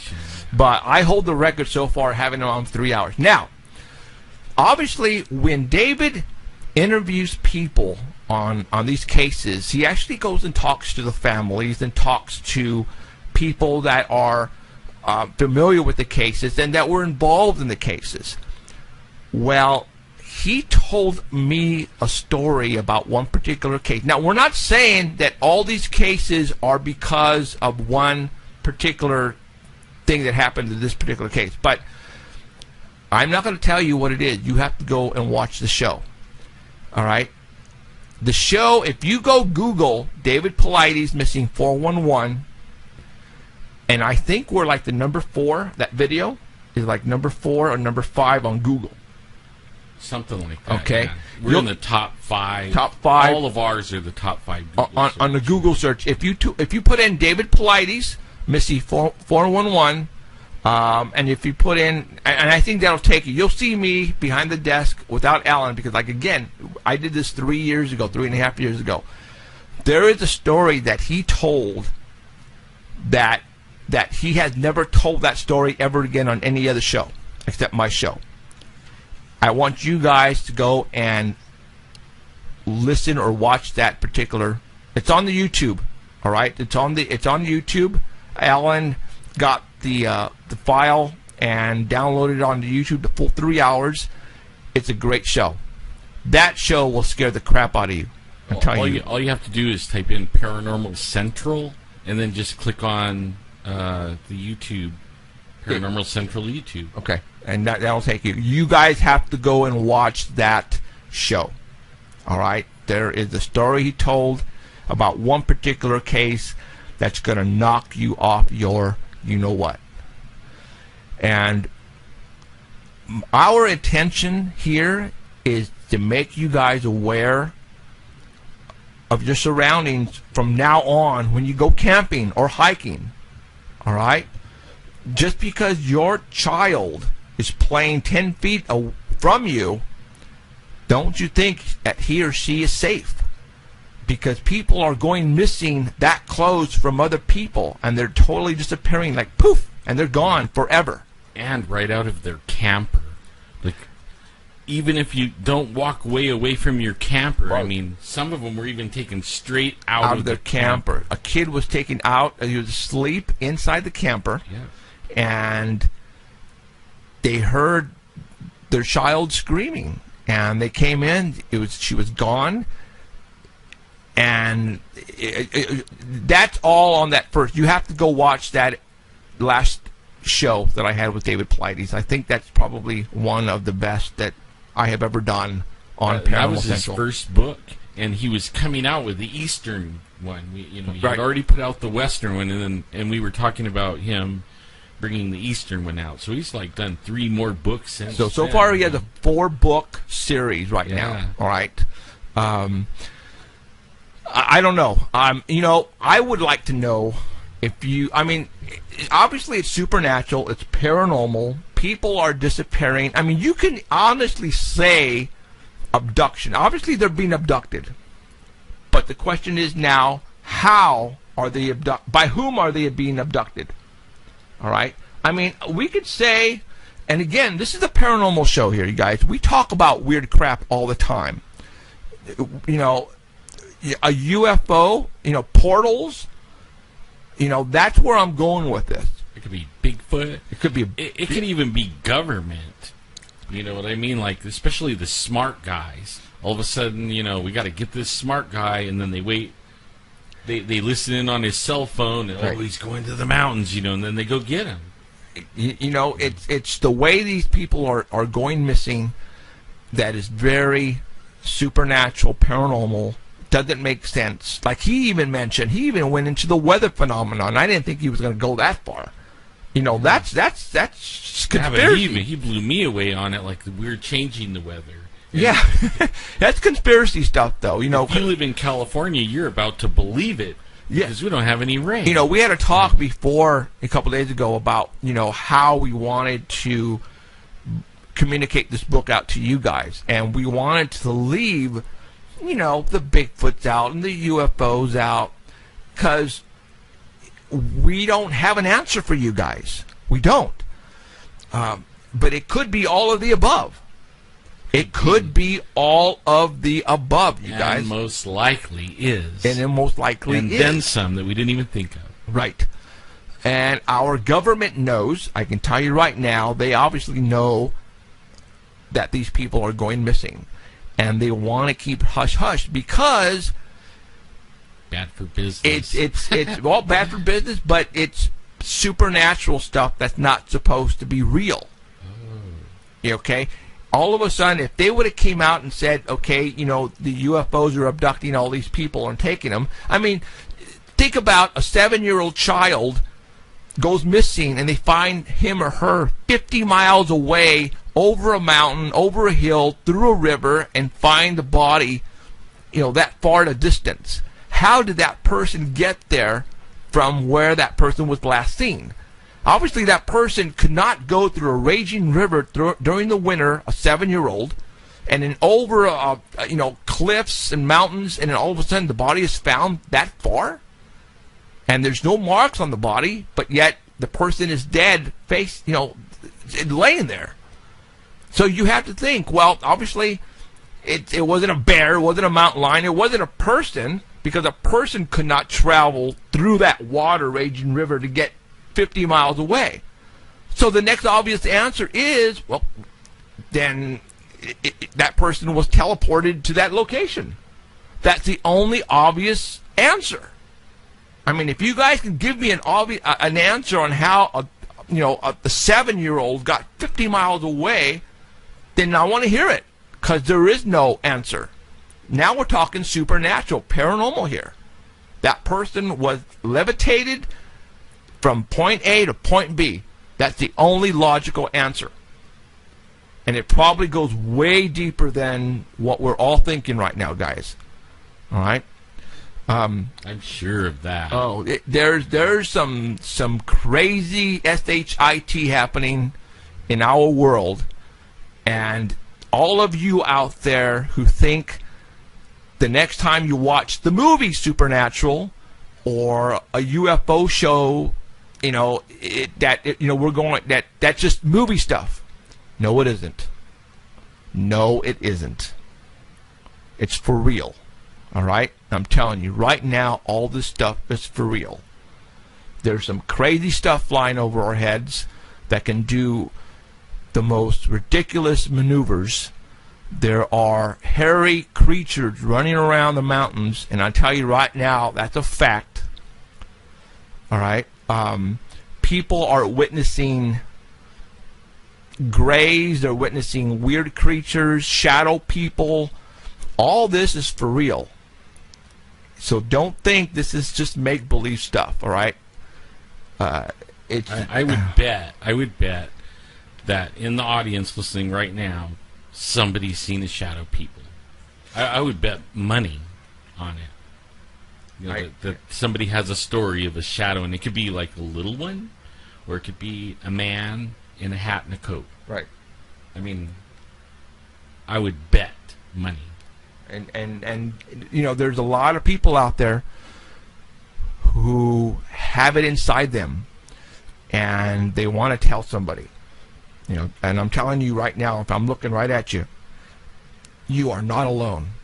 All right, you are not whacked. You're not crazy. You're not seeing things. Don't be embarrassed about what you encountered or what you witnessed, because there are literally thousands and hundreds of thousands, probably millions of people around the world that are they're experiencing exactly the same thing.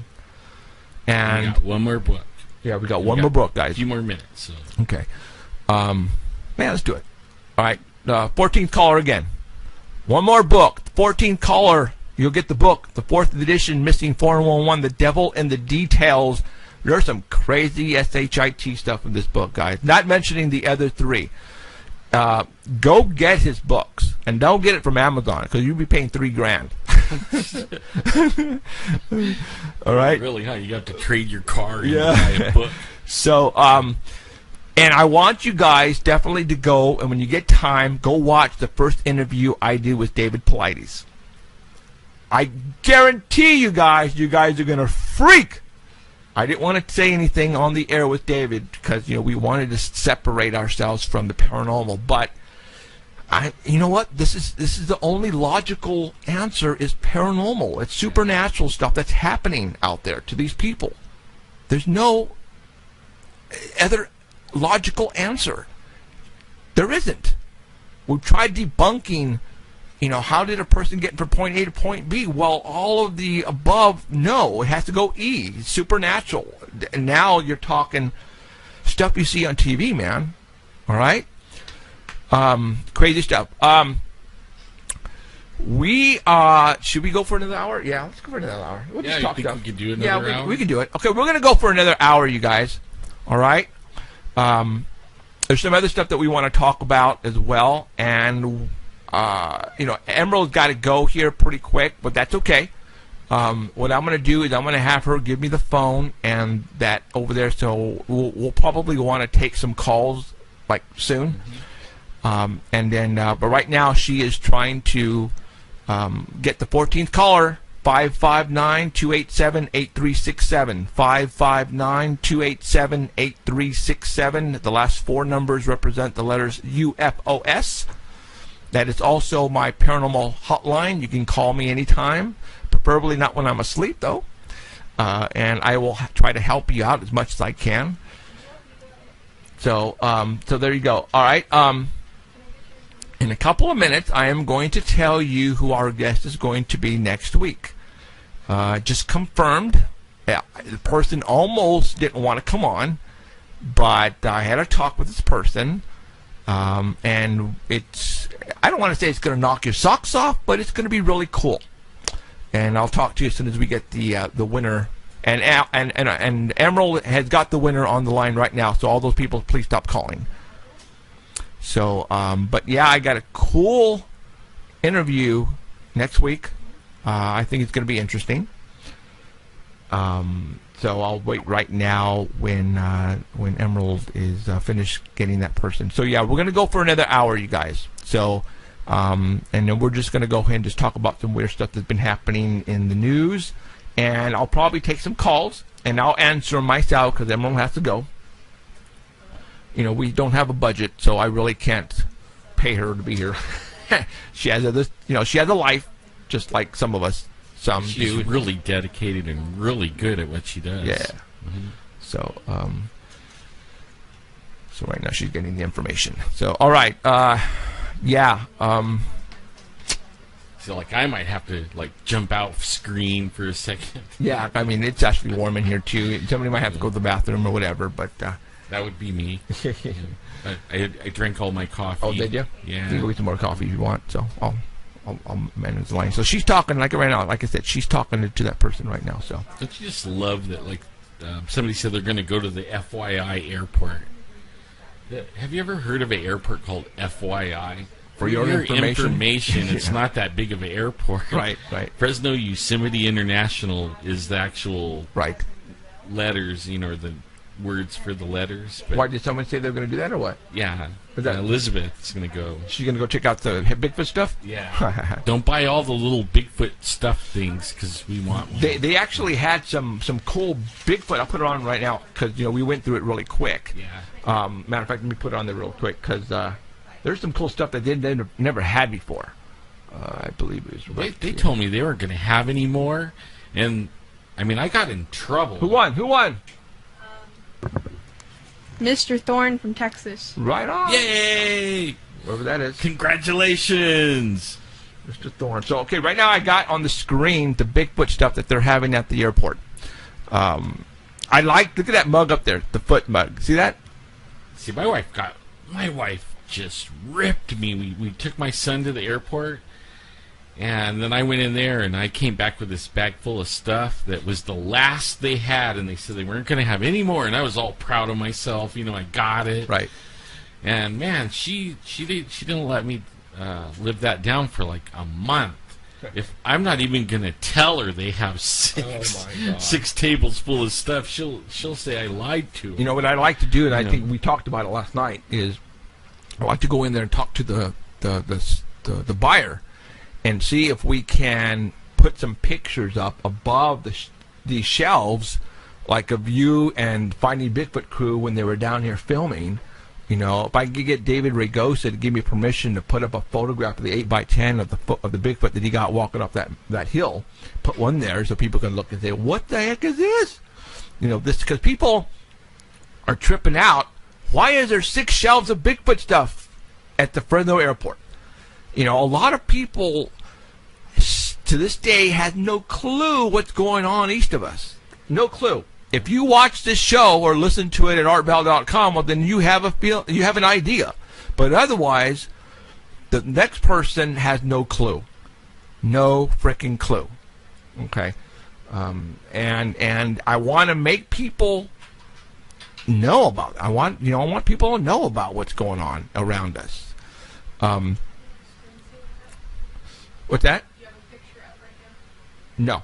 Put something up because I'm going to do this. Do what? Okay, yeah, go ahead and give me that. Oh. All right, hold on, guys. Go ahead and talk. No, I meant put a picture up. Oh! Gotcha. Yeah, so you See, put a Emerald is picture still... and then- Emerald's wanted by the FBI, CIA, DEA. No, I'm not. I know, just kidding. All right, go. Hey. Okay, guys, look real hard and you can see No, Emerald. just kidding. I'm just pulling your leg. Yeah, we could talk about what we did last night. And they were telling me, like, Jeff was just telling me there's a fire in Yosemite. Yosemite is burning right now, you guys. In the valley, right? Is No, that what no, you're at the saying? top of the hill. Thanks, Emerald. Oh.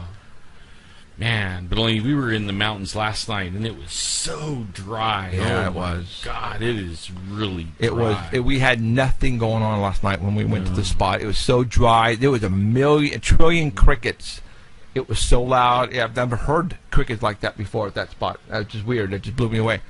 So I don't That know. spot is always like something different every time. Okay. All right. I'm going to go ahead and give or tell everybody who we have next week. Okay, and I'm gonna take my little. Okay. While you do that. So I'm gonna put up a picture right now of the person. This is gonna Hold be on. a cool one, guys. Okay, hold You on. will want to be here next week. All right, hold on. Oh, you know what? Let me just open that picture up some more here. All right. Boom. All right, I just put up a picture of 1, 2, 3, 4, 5, 6, 7 gentlemen. Obviously, this looks like to be an old picture. They happen to be loggers. Does everybody remember Fire in the Sky? Travis Walton? Well, I don't have Travis Walton because I'm kind of saving him for something. But I have another gentleman by the name of Steve Pierce. He was one of the loggers in the crew who witnessed the abduction of Travis Walton. And he is going to be on with us next week. All right. It was really hard getting him, but I did get him. I have found out that he wrote a book, a personal book about himself and what's going on with him right now, which I thought had something to do with Fire in the Sky, abduction. But it doesn't. It just so happens that the book that he wrote about himself is about something paranormal that's happening to him right now. Then I found out that he only put out 50 books. And that's it. Then I just found out that I got the last 3 books. And guess what? I am going to be the last interview he is going to give ever in his life. I am the last interview ever that he's going to give about Fire in the Sky. And I got the last 3 books, which I'm going to be giving away 2 because I'm keeping one. That is going to be next week. I have Steve Pierce, one of the loggers. As a matter of fact, the picture that you see right now, he is the far left logger. And if you guys all saw the movie Fire in the Sky, which I actually saw it when it was in the theaters, man, I was so there. The actor that played him with Elliot from E.T., that was the actor that played him in the movie. So he was in the pickup. He was one who saw Travis Walton get zapped and he was there. So we're going to talk to Steve Pierce next week about that whole ordeal and find out if there's anything that was left out of the movie. 'Cause, you know, their movie, when somebody writes a movie about an incident, they exaggerate a lot, you guys. A lot of that stuff is made up to make the movie better. Okay? So a lot of the stuff that you saw in Fire in the Sky never really happened. So we're going to find out. Obviously, it wasn't from a first person because we're not talking to Travis Walton. Like I said, you know, I have what's the word I'm looking for? I'm going to use Travis Walton later down in the near future. But it just so happens that I found out about Steve Pierce, and I got him next week. And again, this is going to be the last interview he will ever do in his life. He's not going to do one between now and then. I've got it, and this is going to be the last one. And I've got the last 3 books. He's not going to have any more published. And I'm going to give away 2 next week. And you know what's odd, though, you guys? Is he doesn't want to talk about what's in the book. He told me. He goes, Jeff, I don't want to talk about what's in the book. I just will talk about, you know, the incident with Travis Walton, which is throwing me for a loop because I found out about what was in the book, and it's supernatural, paranormal stuff. All right, that's going on with him right now, and he pulled out of a interview that he was supposed to do a couple of weeks ago, and there's something going on, and he was going to spill it on next week's show. But now he doesn't think he's going to. He just wants to talk about Fire in the Sky. I might be able to drag it out of him. Let's see if I can. I'm pretty good at doing that. So I'm hoping that I can interview him and get him and ask him why is this going to be the last interview he's ever going to do. All right. So we have Steve Pierce from the movie Fire in the Sky. He's one of the loggers. And like I said, he was played by Elliot from E.T. That was him. The actor that played him. We're gonna have him next week. That's gonna be cool. I'm gonna have the last interview he's ever gonna do in his life. It's gonna be here at Paranormal Central next week, and that is a fact. And oh my God, Alan's been abducted, just like that. Poof. So all right. There was other things I wanted to talk about. Hold on, let me look at my notes. I'm gonna wait for Ellen to get back, so I'm just gonna go and skim a couple of things here. Hold on, you guys. Let's talk a little conspiracy, you guys. All right, you all know who just passed away a couple days ago, Joan Rivers. All right, now we're gonna talk conspiracy theories. All right, you guys. Yeah, because, you know, we talk about all that stuff here on the show. You know, paranormal, conspiracy theories, all that happens to lie in the same genre of subjects that I like. And I'm not afraid to talk about a particular subject. And I now want to talk about Joan Rivers. All right? As a matter of fact, Joan Rivers made a comment in July about Obama. She said something about Obama. All right? And it made news. You know, TMZ ran with it. Everybody heard exactly what she said. And I remember hearing it. And my wife, Cheryl Diane, whatever her name is, said, after we heard it, I said something to her. Let me see if I can get her out here. Hold on.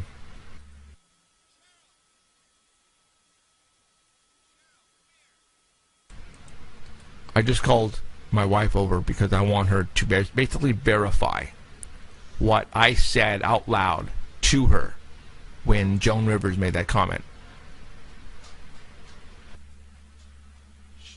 Cheryl, come on. Okay, right here. With your voice, remember when Joan Rivers made... No, you stay right. No. When Joan Rivers made the comment that about Obama, What did I tell you was going to happen to her? They will kill her. Say it louder. They will kill her. They will kill her, right? She would die. She was going to die within 2 months. That's what I said. Okay, thank you. It's still unknown cause of death. Right. So I pretty much called that one, and Cheryl Diane, whatever her name is, heard me say that because she said, "Holy Jeff, you were right." Now, let's think about this conspiracy theories. Now, I went ahead and I posted it on my wall on Facebook. I posted the comments she made about Obama, and a couple of people let me have it because it's our president of the United States, right? I shouldn't be talking like that about him. But something happened a year ago or a couple of years ago about another particular person who was supposed to come out and say and give everybody some information about Obama. Do you guys remember Breitbart? The guy who owns the website? He pretty much came out and said, and he was talking in front of a camera doing a speech, and he says he has information that's going to turn Obama's world upside down, right? And I remember when he said that, I said, dead man walking. Dead man walking. Well, guess what? He was walking out of a club or a bar, and he got out to the sidewalk. He fell face first. He was dead. Right there. Boom. Dead. And I went, holy mackerel. They killed him. Right before he was supposed to release the information. Okay? And then this happened with Joan Rivers. And I pretty much called it. I said, something's going to happen to her within the next couple of months. She's going to die. And now she's... You predicted that. You did. Okay, then she's dead. Okay. The people that run the government are very powerful, you guys. We have stuff out there that they can kill anybody so easily without any trace. It's not even funny. Joan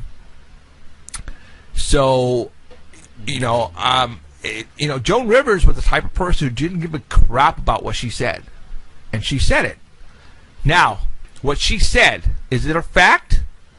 I don't know, but I'm telling you right now, a lot of people seem to think it is. I'm almost afraid to say anything. You wind up dead. Yeah, because there are a couple of videos out there that have, that kind of back up a story. All right, now I don't want to say anything, but go and Google what Joan Rivers said about Obama, and then it'll bring up some other videos that will try to prove it. Right. Okay. So am I out of my league right now? Am I just way out? Dude, you have no idea. You're absolutely ridiculous for bringing this subject up. You have no idea what you're talking about. This is the stupidest thing I've ever heard in my life. But the stuff that we talk about on this show is absolutely ridiculous stuff. It's stuff that is hard to imagine unless we bring you information and facts about what we're talking about. And that's what I wanted. That's what the show is all about, you guys. I was telling my wife, we talk about the paranormal and stuff like that, Mm-hmm. and you think you get it figured out. You think you got it all figured out. It was aliens, right? Like what's his name? With the weird hair. He's like, I don't know, but only it's aliens, right? And you think for sure that you have it all figured out, and then something happens or something comes out and it blows your paradigm out of the water, and then it makes you rethink everything. Well, I've had my paradigm blown out of the water so many times now that that I don't even say. I'm not gonna stand firm on anything anymore because man, it just gets weirder and weirder. Weird, really weird. Really weird. Let's talk about terrorists right now.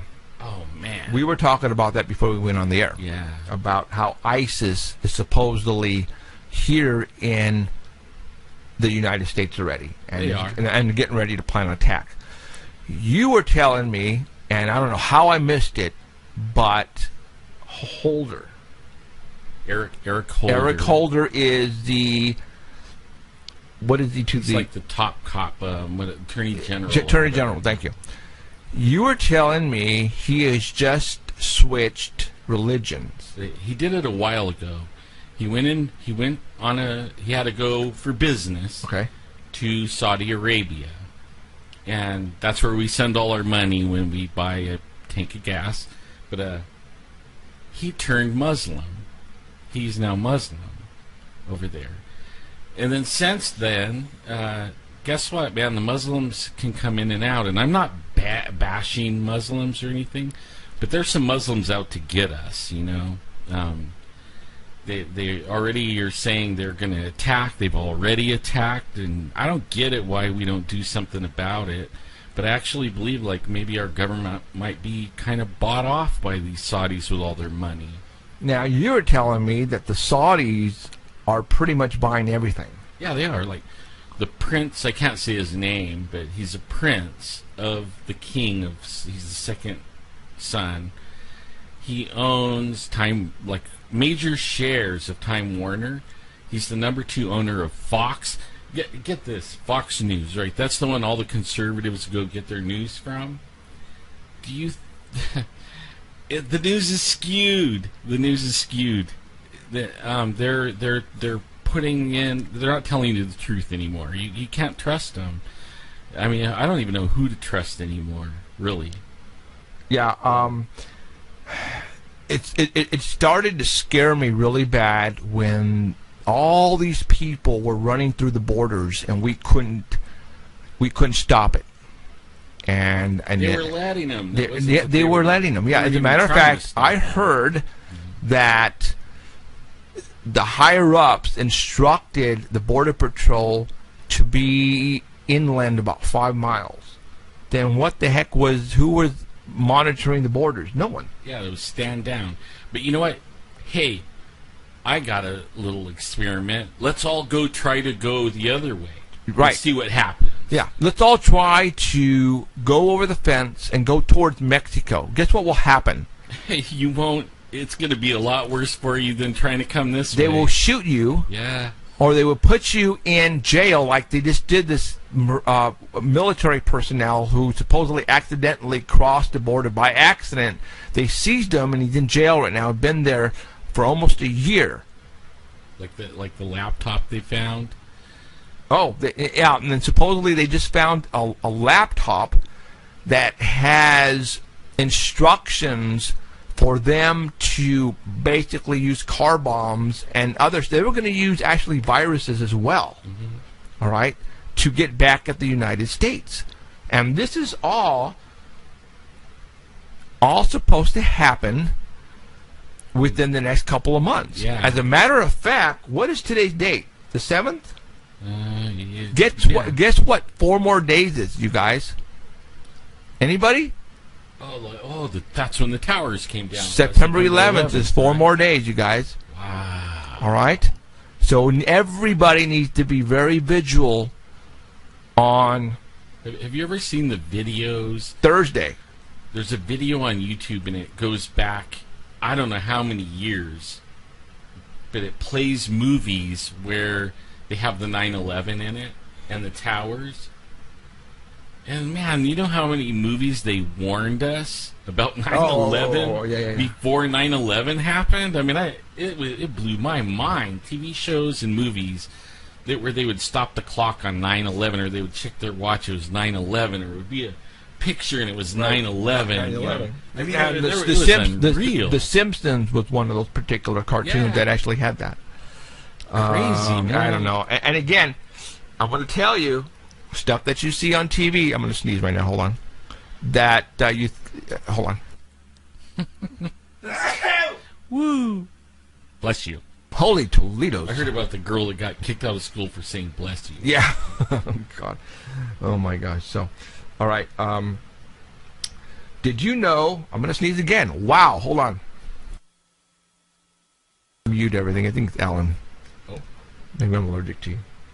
Oh, maybe. I took an allergy pill. God, maybe the smoke from Yosemite. I'm looking at pictures right now on my Facebook, and Yosemite is majorly on fire, guys. See, I just went outside because it's 100 and whatever out there, and I'm thinking, man, when I go to get in my car, it'll be 150 degrees, so I'm going to roll some windows down. I get out there, and there's major cloudage all over the place. I mean, big, huge, looking like storm clouds, and man, then I'm rolling the windows down thinking, man, is my luck. I'm going to come back in here and it's going to thunderstorm in my car. Did you know that our International Space Station is launching satellites without permission from anybody on the ground? Yeah, I heard about that. They're launching. You know what else they satellites. did? They turned off the cameras. Again. Yep. They turned them off because of what the cameras are picking up. Right. There's things flying up there, guys, that they and don't... docking with them. I don't know if that's real or not. That's some crazy stuff. You guys, there's some crazy stuff happening right now. There is a picture on Facebook of Clinton and Lawrence Rockefeller. I guess all of the elites are pretty much, all together. The Clintons, the Bushes, the Rockefellers, everybody are pretty much in cahoots with each other, even Obama, all right? It's a fact. And this was a while back when I think Clinton was the First Lady, and she was walking with Lawrence Rockefeller. And you know how the press takes pictures and they post them and it gets out there. Well, Miss Clinton was carrying a book in her left arm with her jacket, and part of the back of the book itself was out there so you could see it. But when they took a picture of it, they had to zoom in on it and try to figure out, well, what was the book that she was carrying? Well, that book finally was revealed. Somebody actually zoomed in on it and went all out and tried to find what book she was actually carrying. And it was a book about UFOs. As a matter of fact, I believe it's on my Facebook wall. For all those who are not friends of mine on Facebook, I suggest you do so, because I have several people like Elizabeth Martinez and Danny and Alan and some other guys who post some great stuff. And what's his name? Oh my God, Douglas Stingley. Yeah. Okay. And this particular one was actually Douglas posted this, and she was holding a book. Now let me give you the title of this book. It is now why was she got the title? Yeah. Oh no. So what they did is they zoomed in on the back of the book. It had the barcode, and they had just about this much out in the open. And with that, people started. As a matter of fact, here's the book, and it was like this part was out of her jacket, so you could only see this part. But they were able to, with that, find the book that it matched up with. And wow. And it's on my Facebook wall, you guys. All right, you guys go and look for it. The front cover. The author is Paul Davies, and the actual title of it is "Are We Alone?" Wow. I know we're not alone. All right, we're not. Check it out. Whoa. There it is. And with that, they were able to figure out, because there it is, and that's "Are We Alone" by Paul Davies. Wow. Now hold on here. Check out the necklace. Whoa. Okay, that would be like That double cross, like ISIS, like. Yeah, I mean the double cross. That's the same one Exxon uses, and that's What? How come nobody even talked about that? because they're too busy looking at the book.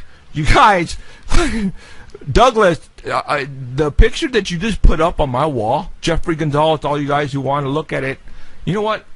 I'm gonna. You can, I think. Yeah, but I don't want to bumped off. Huh? That's what I'm afraid to do. Mm-hmm. Okay. Yeah. I don't want to take a chance and then have that happen. So go to my wall. Anybody can go to my wall right now on Facebook. Yep. Jeffrey Gonzalez. Type that in or Sang Paranormal Society. You'll get there one way or another. Scroll down. Douglas Stingley put an article, and it has Miss Clinton and Rockefeller walking right next to each other, like on a path in like the woods. And when you get to that article, scroll down, and it shows you the book that she actually has in her, in her left arm, tucked under her jacket. And I'm looking at the freaking necklace she's wearing, and it looks like double crosses on it, like something you would see from the Egyptian. Right, yeah, it looks Egyptian. Holy Toledo, guys. That's something else we were talking about. Yeah, right before the show. You want to talk about that? About the ISIS thing. Yeah. I mean, the connection of ISIS to Egyptian. Now, let's stuff. talk. Cheryl, Diane, whatever her name is, brought this up. The name of the terrorist group is? ISIS. But only our government calls it ISIL. ISIL? Yeah, that was their original name, was ISIL. Oh. But only they changed it to ISIS. Why? The Illuminati guys, Egyptian, Katy Perry. Sadly. I know. I'm still going to have her on my show one of these days. Dang it. I swear she's going to be on my show. I don't care. But the Egyptian... Was that me? Oh, crap. Sorry. The Egyptian logos, sigmas, all that, it involves the Illuminati. Yeah. As a matter of fact, there was a thing out here on Facebook where they had a picture of Obama, and they had the statue of an Egyptian king, and Obama looks identically like it. All right. Now, again, we were just talking about, ISIS, and I went to YouTube. All right, and I'm going to go ahead and I'm going to play something for you. Back in the 70s, when there was like really cool shows. You guys all remember Shazam? Billy, I think his name was Billy, and it was that older gentleman, and they were driving around in that Winnebago, and he would go, Shazam! And he would turn into the Super Marvel, or whatever his name is, right? There was also another show called ISIS. I'm going to play... this is crazy. Hold on, I'm looking it up right now, because actually I want to play the audio for you. If I know how to spell. God, I don't know how to spell. Sorry, guys. Well, where did I look that up? Okay, let me pull up Shazam. Can't believe I'm actually saying the word Shazam. Shazam. I remember that show. That was one of my favorite ones when I was a kid. Now, but see, what happens, though, when you have shows like that, when we were younger, we never paid attention to a lot of the wording and the music or anything like that. I want you guys to listen.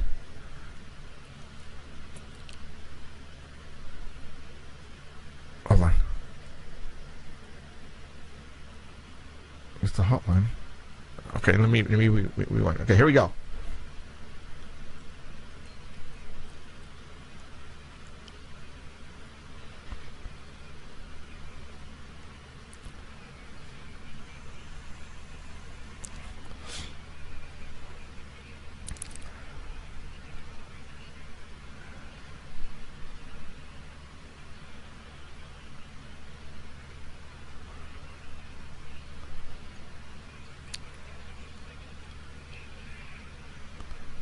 You guys remember that? Oh, those are the And coolest shows in the world. How many people ran around yelling, Shazam! Oh my God, that was the Up, coolest. up and away! Oh my God, that was the coolest show in the world. And then I forgot about the one show called ISIS, and I should remember this because the girl who played this was a babe, and I was in love with her. Oh, let me play this for you. Hold on. You can't hear it. Oh no, I know. I turned it up, and I don't know why it's not really. It's on a delay. They'll catch it in a second. Yeah, but I don't know why I had full blast here, and I don't understand why it's not. That's just blowing me away there. I don't know why. So okay. Well, anyways, that will go. Okay. No, we're good. We're good. Yeah, I could hear it in the headset. Yeah. Okay. I'm gonna play you now the one ISIS. Hold on. O my queen, said the royal sorcerer to Hatshepsut, with this amulet, you and your descendants are endowed by the goddess Isis with the powers of the animals and the elements. You will soar as the falcon soars, run with the speed of gazelles, and command the elements of sky and earth. 3,000 years later, a young science teacher dug up this lost treasure and found she was heir to the secrets of Isis. And so, unknown to even her closest friends, Rick Mason and Cindy Lee, she became a dual person. Andrea Thomas, teacher. Almighty Isis. And Isis, dedicated foe of evil, defender of the weak, champion of truth and justice. And awesome looking. I'm playing you an episode that's on YouTube right now. You know what the name of this episode is? Bigfoot. No lie. Look. ISIS fights Bigfoot in the ISIS 70s. fights Bigfoot, you guys. Okay, well, anyways, I'm not going to play it. You guys want to watch that? Go to YouTube, type in ISIS, and the episode's Bigfoot. Actually, how I found it was Shazam. You type in Shazam, and you know that particular episode or the show's episodes come up, and then there's ISIS. I just happen to have seen it, and then that episode is Bigfoot, about Bigfoot. See, they're still saying there's no audio. What? Oh, Elizabeth says she hears it. I think it might be a delay or something. I don't know. Yeah, I hope so. Okay, so because if I can hear it on here, you should be able to hear it on there. Should. Yeah, I don't know why, but okay. So yeah, it you know, there are a lot of shows back in the days where, you know, we didn't know until now, since we talk about it, but you know, they're trying to give us a little hints, and I've told you guys many times on this show, watch for hints on TV. Dang it, they are there. And movies. Trust me. Like, serious. They're getting blatant in movies Oh, nowadays. they yeah. What is the title? My wife, in fact, last night we were riding home and talking about it. What was the name of it? Rapture. My wife wants to go watch Rapture. She don't even watch movies, but she wanted to watch Rapture. And then we talked about Left Behind. All that is like the end days stuff, you know, end times. And it almost seems like we're in times, like something's going on. Like what David Paulides even said, in the last 2 years, there's more and more of these weird cases that he could write a book about. Right. But that's not just the case. I mean, that's one of many, many things going on around the world that you would think is like making it the end times. You know, I mean, there was it's weird. There was somebody, you know, Facebook is awesome because there are people like us out there all over the place who find great stories, and people who are friends of us put them on my wall or on the Paris. We also have a like page, you guys. Matter of fact, I just liked 4 people. I just brought 4 people in because they wanted to be friends with me. That's awesome. We also have a like page, Paranormal Central. So type that in there and go like that as well. But that also will come up in the Google search. yes. Now, there was And I when found you this. Type Paranormal Central. I find it. You get all of our pages. They all pop up. We're like number 1 for the first 5 or 6 search results. So you can't miss us anymore. Now, did you know that President Obama was in England right now? I think a United Nations UN summit or something like that. Did you know? Now, I don't know if they talked about this on the news because I didn't watch the news the past couple of days. But did they talk about him going to Stonehenge? No, nobody said anything. See, that's a trip. I don't understand that. But some pictures were leaked out, and I actually was one of the first to put them on my site. That was leaked out that President Obama with Air Force One helicopter stopped and landed at Stonehenge, and he walked around. And he's actually doing some praying on the ground and doing some ritual. No, just kidding. No, but he actually was walking around. And you know where I'm going with this, right? But he actually said that now he can cross one of his bucket list, goals in life was to actually go to Stonehenge. And that's what he said. So he goes and visits Stonehenge, and Hillary Clinton is carrying around a book about UFOs. About aliens, are we alone? I didn't think about that. Yeah. What's going on with is our government, are they dropping clues, or are they interested in it as much as we are? Now, when I started doing the Sanger Paranormal Society, for all those who don't know, because there's a lot of new people on tonight, I started paranormal when I was a kid, actually, but in 2001, 2002, I actually started an organization called the Sanger Paranormal Society. We actually go out and look for, Bigfoot, UFOs. We're actually investigators here. That's sort of kind of how we know a lot about the subject that we talk about, because we're not just talk show hosts. We go out in the field. Last night, we went up 2.5 miles, 2.5 hours east of Fresno, up in the mountains where Bigfoots are, and we went to go to one of our sites. Nothing happened. Too bad. Am I going to make something up? No, I'm not, because I'm telling you the truth. Nothing happened that night. Nothing happened. And we always tell you the truth. Yes. Always. We're not going to make stuff up here. At just least for you what guys. we know is the truth. Right. Now, the reason why I started the Sanger Paranormal Society is because some crazy stuff were happening around where we live. First I saw, ghosts, and people were telling me, there's things in my house, what is it? And I just found that fascinating.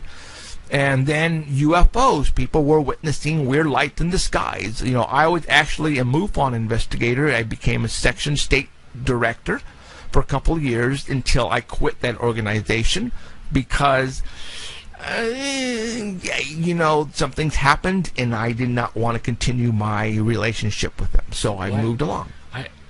You should tell them about. Okay, we had a guest last week, and we talked about an experience they had, a UFO experience. Remember? On the phone, you mean? No. Oh, Michael. Jolene. And she had the ghost experience in the ship, and then she talked about a UFO experience that we talked about on our show a while ago. Right. Well, tell them what happened yesterday? I got a call. Yeah, well, I got a call on Monday or Tuesday. I just forgot to tell you guys about it. So it was like the day after the show. Yeah, because he was supposed to get me the paper. Well, anyways, Jolene was here. Interesting, okay. Guys. RJ, who I think is the oldest, was driving on the 99 freeway. Which was the same one that was with her on the first UFO incident. Now, a few years ago. He told me, and how I found out about this is Jolene actually sent me a message, said, hey, you better talk to Michael RJ. I can never figure out which one's the oldest. I think it's RJ's the oldest because he's driving. That something happened to RJ on the 99 freeway right around Selma, California, which is not too far just south of Fresno. So I called him, or he called me, I don't remember. We were talking, and he said, okay, this is coming out of his mouth, all right? Now, they're not going to make this stuff up, you guys. But something happened to him really weird on the 99 freeway, and I want to relay what happened to him. I wish he would call me right now and tell me. Yeah, if you're listening. RJ, are you Or listening? Jolene. Or Jolene? Get RJ to call me right now, and tell us what happened to him.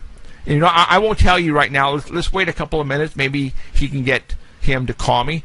The 287-8367 number. Call me right now, Michael or RJ, if you are listening, or if your mom is listening.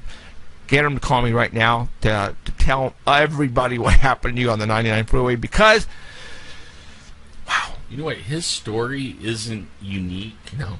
I've had, like, there's some other people that I know, that I've known for a long time, and they were totally not UFO, they didn't believe in anything, Bigfoot, ghosts, shadows, nothing. And then one day they because of what we do, people now approach me and tell me these things, like, wow, they're not afraid to now tell me because they know I'm not going to laugh at it. Right, same here. And what happened to RJ, I've heard on the 99 too, like 3 different stories, and only one of them was over the grapevine, and another one was, more like towards Merced. I mean, this isn't like unusual. I mean, we might think it is unusual, but I wonder how many of these types of incidences happen and we don't know. Right, and a lot of people have so many stories. I wish one of these days, when we are well known, hope to God that's going to be soon, we're going to be able to get these stories and relay them to you. Now, another bit of information that I found out, because like I said, where I was going with this, the reason why I started doing what I was doing, because there was a lot of stuff that was happening here in the Fresno area. And a article came across the Facebook about a line that cuts across the United States at the 37th degree parallel. All right? And I was going, because, and I'm trying to figure out how that all works. Granted, I'm not into that. 37th, I guess, well, anyways, the 37th degree parallel, a lot of stuff happens to happen on that line of degrees on Earth, on the planet. And whoever wrote this article, he actually happened to be a sheriff's officer who was doing investigating on that degree parallel line, and it just happened to be right in between 38 degrees and 36 degrees. So right.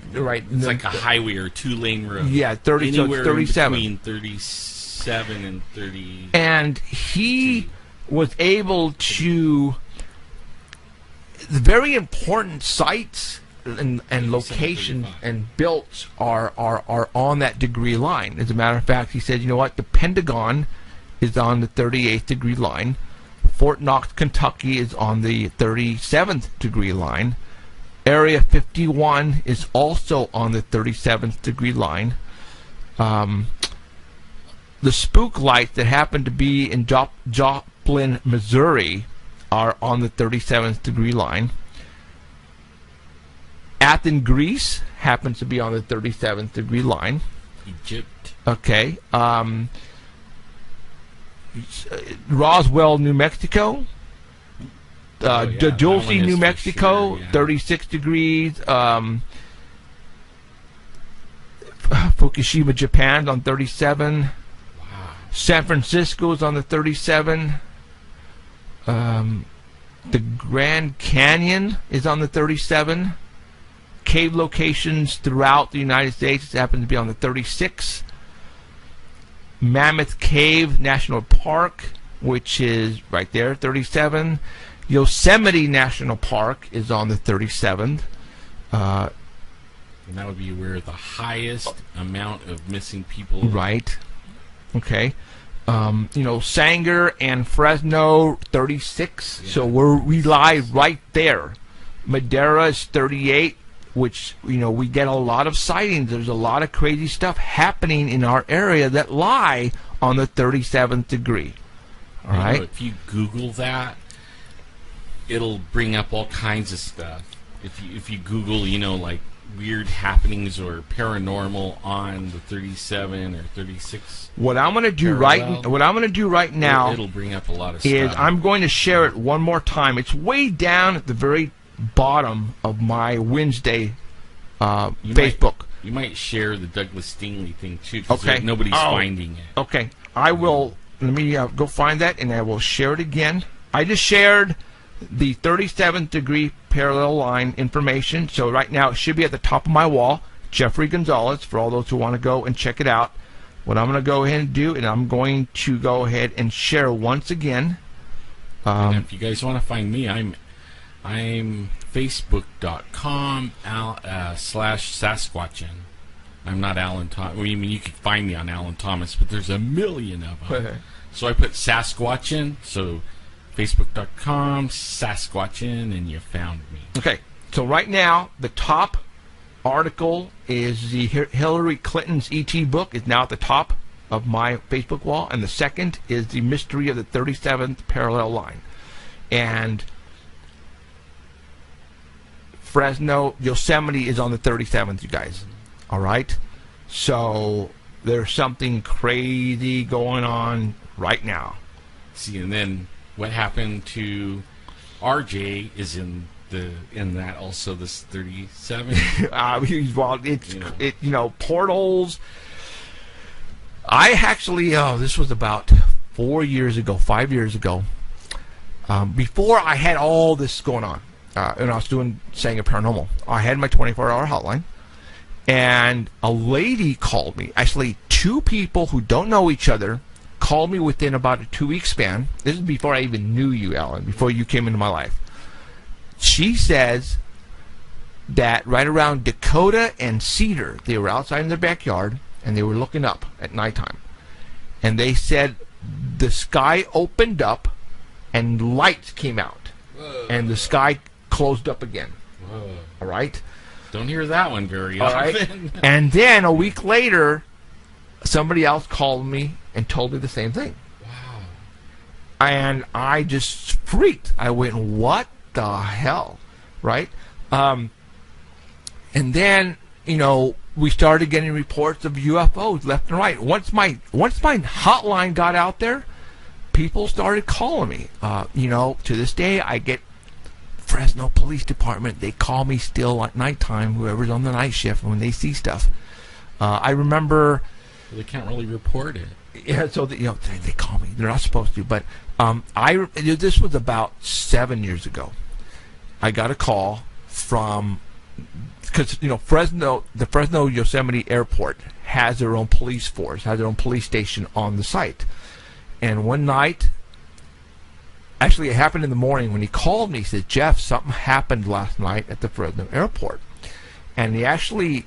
Facebook, actually, no, it was right when I got on Facebook, because he actually posted it on my wall. A Fresno police officer did.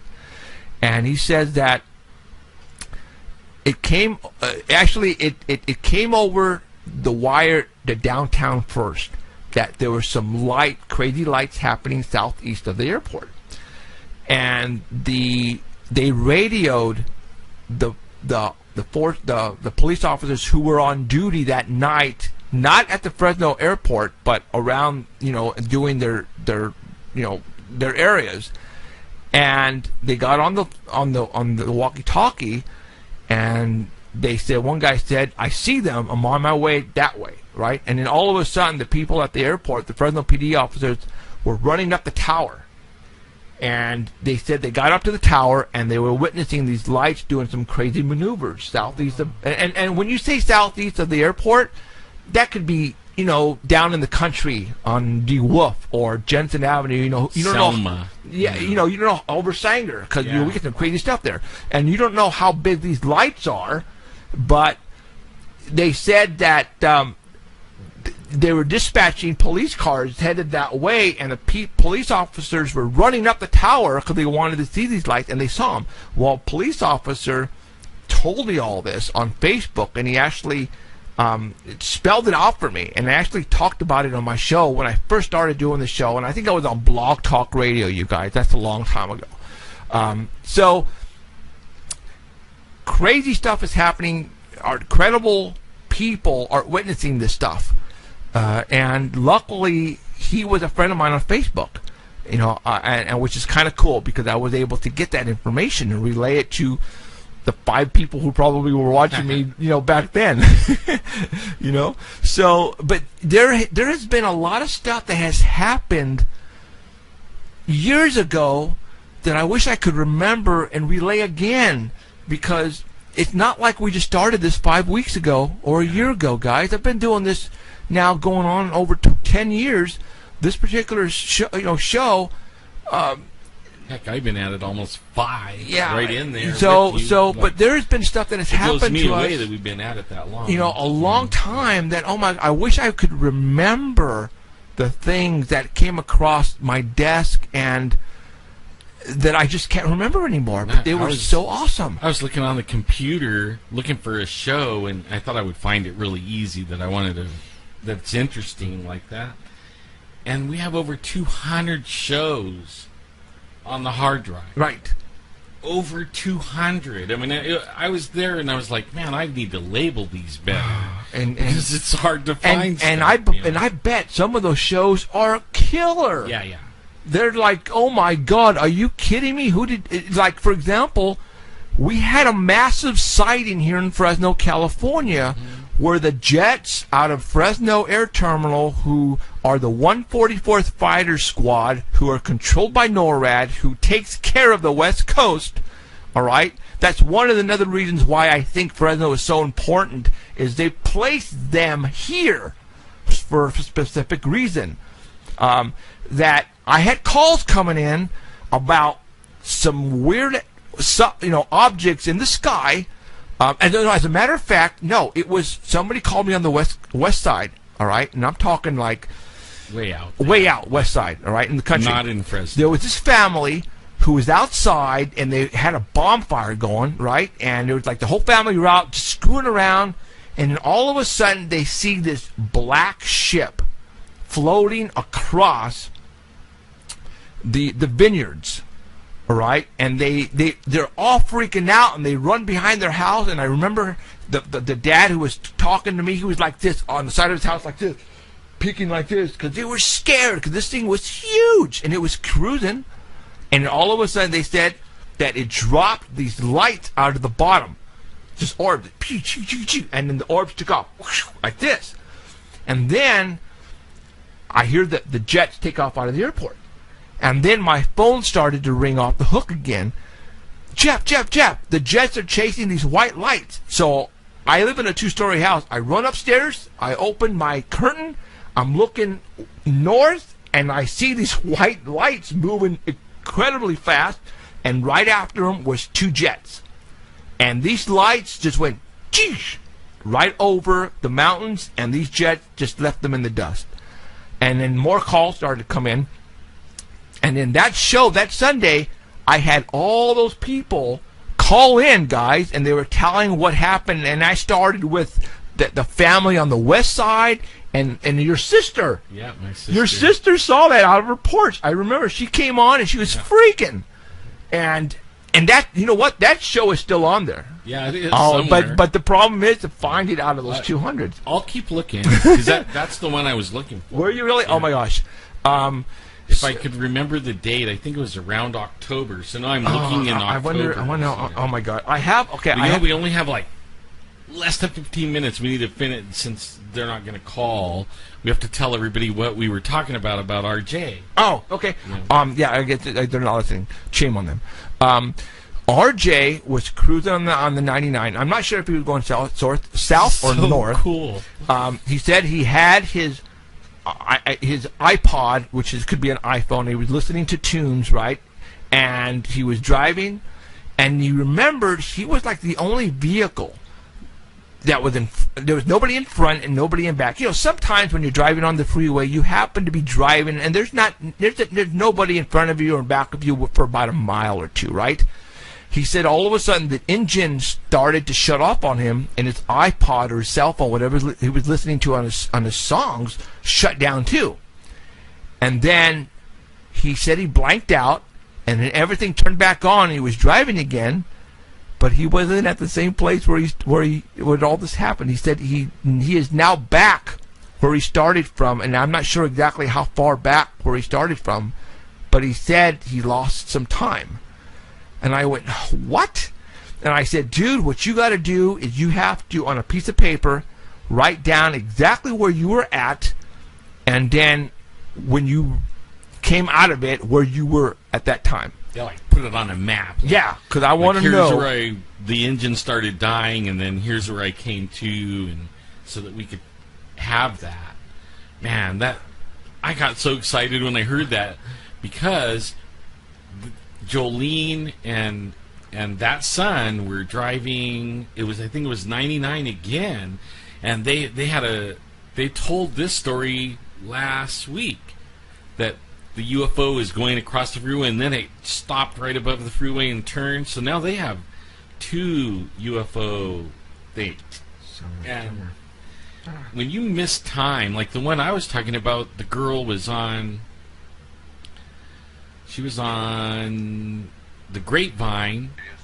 Her car started messing up, and then she woke up. Right, the last thing she remembers is waking up. Like, her car started messing up, and then she woke up not even somewhere near Barstow. Okay, Barstow, California.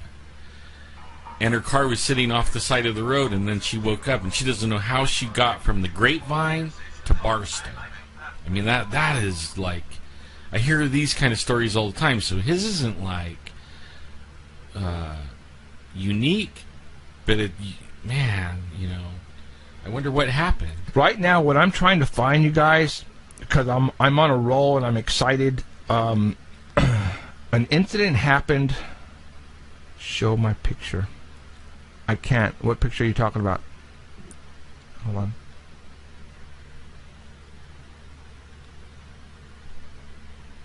Like the outskirts of the country. Oh! Can you tell me what that was? Oh! I found it. All right. I know. I'm like a little kid. In the year right around June 12th, I got a call that came in near Reedley. Oh, I remember that. Okay. One. And That's a guy called me on my 24. Yes. A guy called me on my 24-hour hotline and said, Jeff, we were driving. It's during the summer, and what a lot of people down here do, hopefully I can do this within the 9 minutes, that they like to go tubing down the Kings River to Reedley Beach. And for all those who you guys are listening and you guys know exactly what I'm talking about, well, what they wanted to do the night before, they wanted to go down there to make sure it was open, because the next day they were going to go out and go down and inner tubing. Well, as they were going down there, they all of a sudden saw CHP and sheriff's officers just going all over the place out in the country near Flapjack, I think the name of the street is. And then all of a sudden, they're looking, and all of a sudden they see this craft hovering over the grape fields, right? So they're tripping out, and they're seeing this thing. It's not making any noise, and it's just hovering, and there's CHP officers and sheriffs just like trying to follow this thing and driving around it. So they said, and they came up, and then the CHP blocked off one of the streets. They said, no, you can't go this way. So they said, okay, so what happened is they drove back to Reedley to the Jack in the Box near Reedley College, and a Reedley police officer followed them and parked sort of kind of like in front of them, but in another parking space, like he was checking them out. And he called me, and he was there. And I said, dude, go to the police officer and ask him what they were chasing out there. So he walks over there, and he still has me on the phone, right? And I hear him ask the police officer, hey, I need to go this way on a certain street. And then I could hear the officer say, oh, no, you can't go that way. And he goes, why? Well, we're chasing something right now. And he says, oh, okay. So, and I heard him say that, chase something. So he told me this, and he says, hey, I can't go down there right now. I can't. And he got all the information. So what I did is I called the police department, and I actually recorded the conversation that I had with the dispatch. I'm going to let you guys hear it. All right? Watch this. Watch this.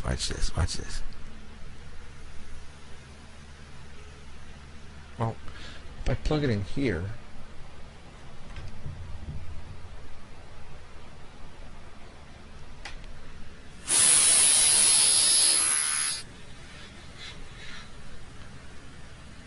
Is it going? There it is. There it is. Right now, they got me on hold. They put me on hold. All right. Can you guys hear that? Can you hear it beeping? Watch. Listen. Whoa. Sorry. You must have dropped the phone. No, I hired the volume on it. Oh. Okay, listen. Broke the sound barrier. Keep listening, you guys. Shh. What happened, they asked me if it was an emergency, and I said no, so they put me on hold.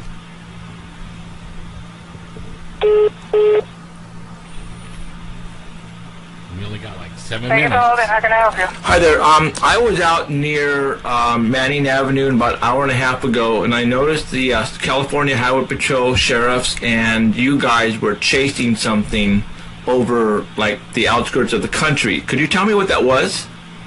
We cannot release that information unless it's in a press release, sir. Well, I have not received one, so I cannot release any information. But your police officer did tell us that you guys were chasing Okay, something. hold on just a minute. Now listen.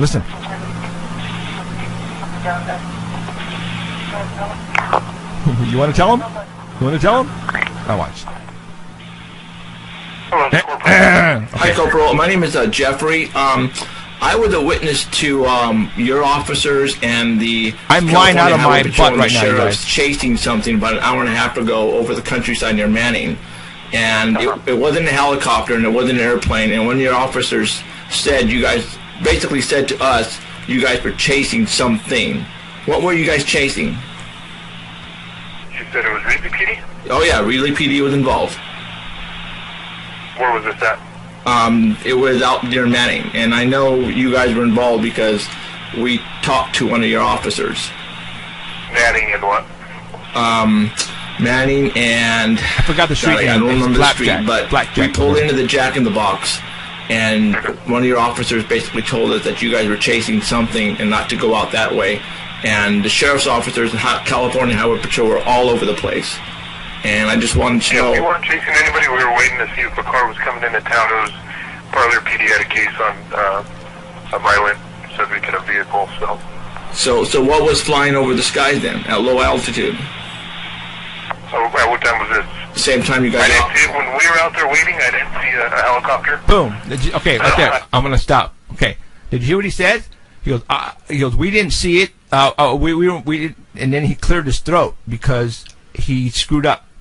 He goes, we didn't see it. He goes, oh well, I didn't see it. You know what I'm saying? So I caught him on a lie. So it was something that they were chasing. What they were chasing, I will never know. But this is the stuff that happens here all the time in the outskirts. You know, we have black vehicles, Crown Vics, chasing UFOs, the whole 9 yards. It's pretty crazy. And that's why I'm doing this, you guys. Okay, I think we got 3.5 minutes left to go. So in about 1 minute, we're going to go ahead and hit the music, and we're going to get out of here. Next week's show is going to be interesting. I have Steve Pierce from one of the loggers who was at the location with Travis Walton when that UFO abducted him. He's going to come on. I am going to have the last interview he will ever do in his life, you guys. He is going to be on our show next week. And we have a couple of books that we're going to give away that doesn't have anything to do with Fire in the Sky, but is about his personal experiences that he's been having. I wonder, it's probably because after the incident that occurred. But he doesn't want to talk about his book. He wants to talk about Fire in the Sky. So go figure. So this is going to be a real cool show next week. Hopefully I can try to get out him what's about the book, but I'm going to be giving away 2 books. And I got the last 3 books because he only made 50 books, you guys. All right. Yeah, That's it. I want to say thanks to Keith over at Dark Matter Radio Network. It's actually a real thrill to be on the Dark Matter Radio Network. Big time. So. We love you guys over there, Keith. You guys are great, awesome. It was fun, like kicking it 1 more hour even. Right on. It looks like we've been given the go-ahead to do a 3-hour show from now on. We'll start doing that when we move to our new studio, but we're going to start doing 3 hours. All right, you guys, thank you for showing up tonight. It's been great. We will see you again next week. It's going to be one of those other shows that you cannot miss. So tell everybody to tune in next week.